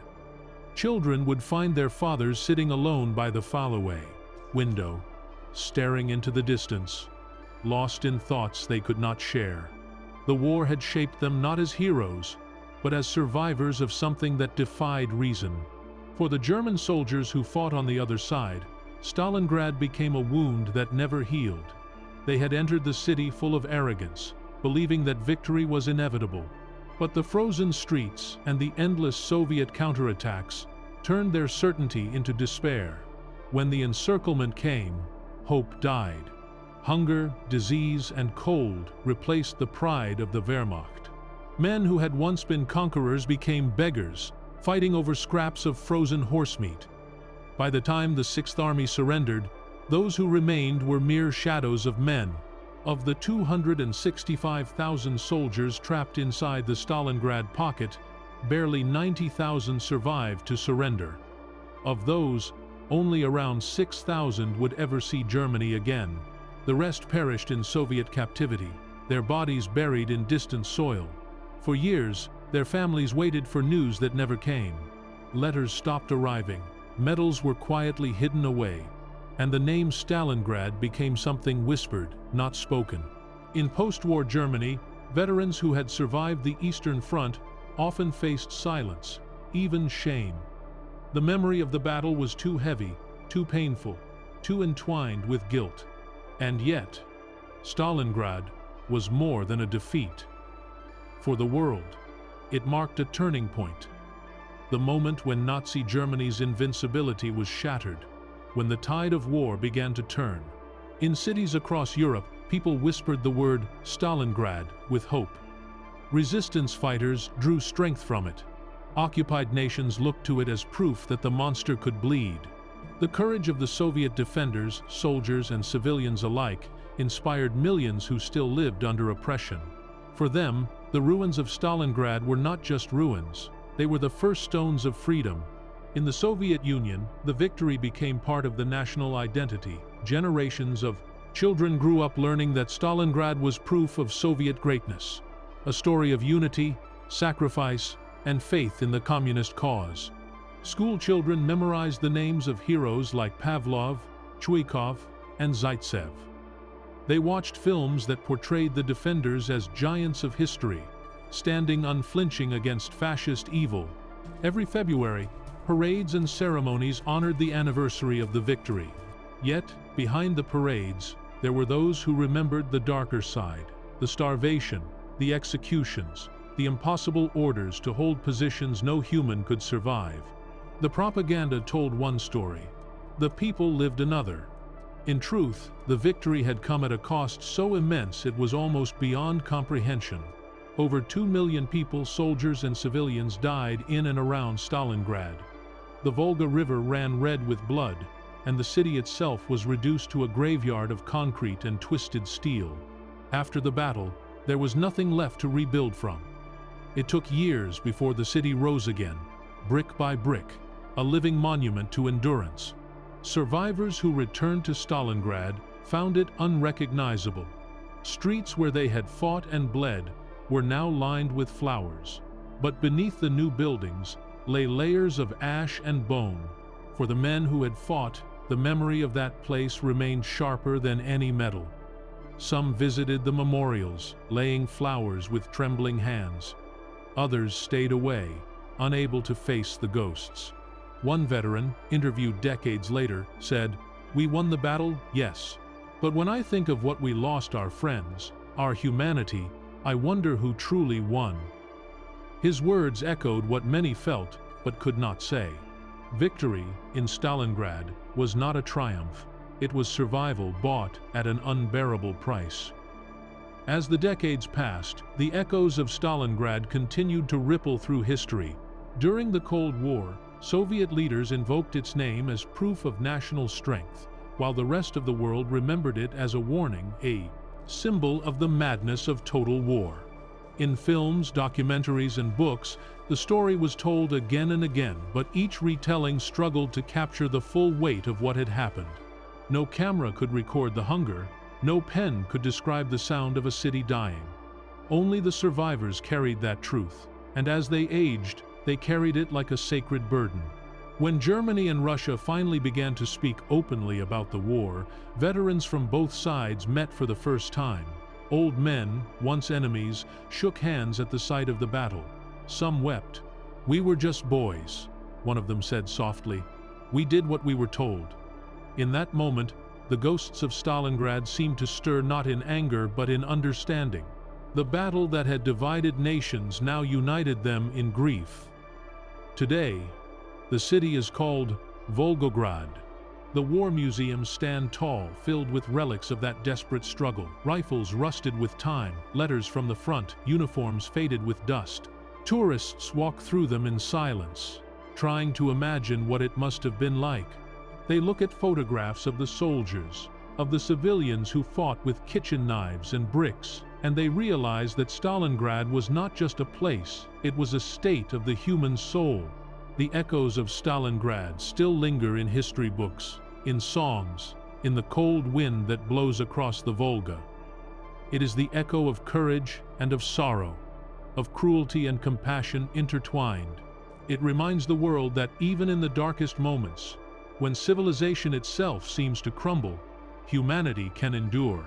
But it also reminds us of what happens when pride and hatred consume reason, when cities become graveyards and victory becomes indistinguishable from loss. Stalingrad was not just a turning point in war, it was a mirror held up to humanity, and what it reflected, the bravery, the madness, the suffering, still stares back at us today, demanding that we remember. When the guns at last fell silent and the smoke drifted away from the battlefields of the East, Europe lay broken, a continent of ghosts, graves, and questions. The war had ended, but peace did not come easily. For millions, there was no victory, only survival. The ruins of Leningrad, Stalingrad, and countless unnamed villages stretched from the Baltic to the Black Sea, each stone whispering the same truth, that the cost of victory had been almost too great to bear.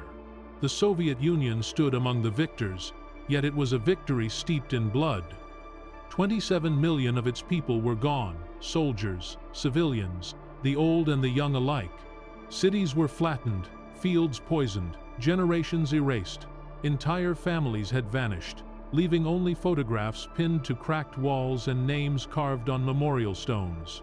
The survivors emerged from the ashes with hollow eyes, haunted by memories they could neither forget nor fully share. They had fought, endured, and triumphed, but the price had been their very humanity. In the years after the war, the Soviet state celebrated its victory with parades, songs, and medals. Children were taught to revere the great patriotic war, to see in it proof of their nation's strength and destiny. Every classroom had portraits of the fallen, every holiday a reminder of sacrifice. But beneath the layers of official glory lay an unspoken grief. In kitchens and courtyards, people whispered stories that never made it into the textbooks of starvation, of betrayal, of quiet acts of mercy amid madness. The real victory, they knew, had not been in flags raised or enemies defeated, but in the stubborn refusal to give up when the world had turned to darkness. The Red Army soldiers who had marched from the frozen ruins of Stalingrad to the smoking streets of Berlin returned home to a land they scarcely recognized. Many were broken in body and spirit. Some had lost everything: families, homes, even the will to live.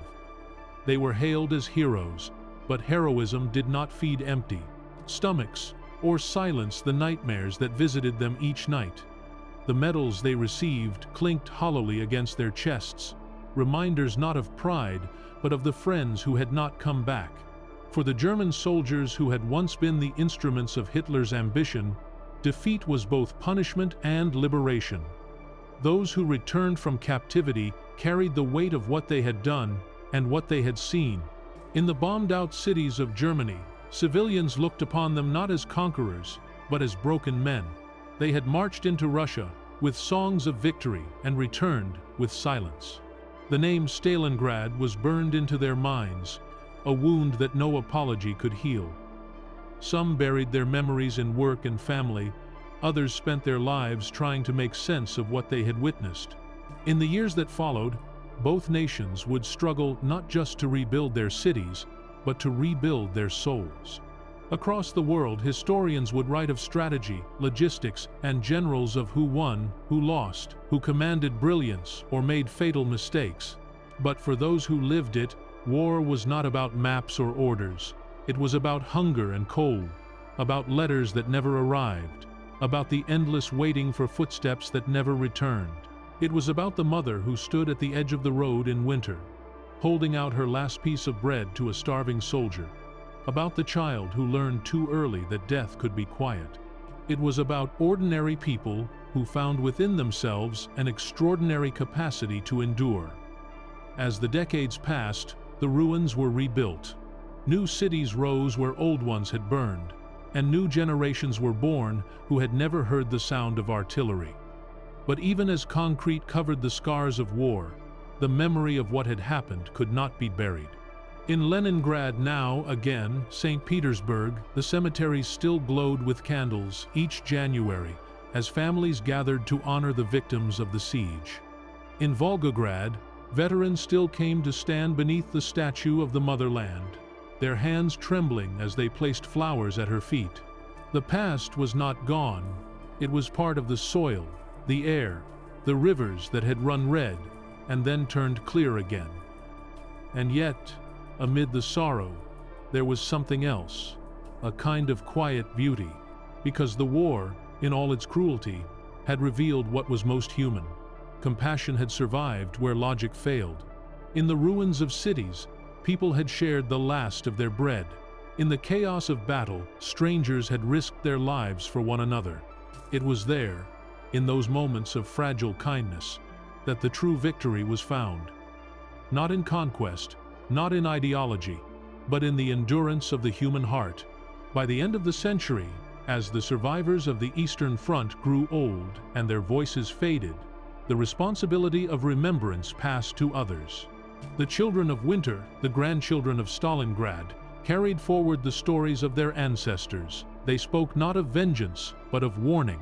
They told the world that war is not a game of glory, but a slow unraveling of everything that makes us human.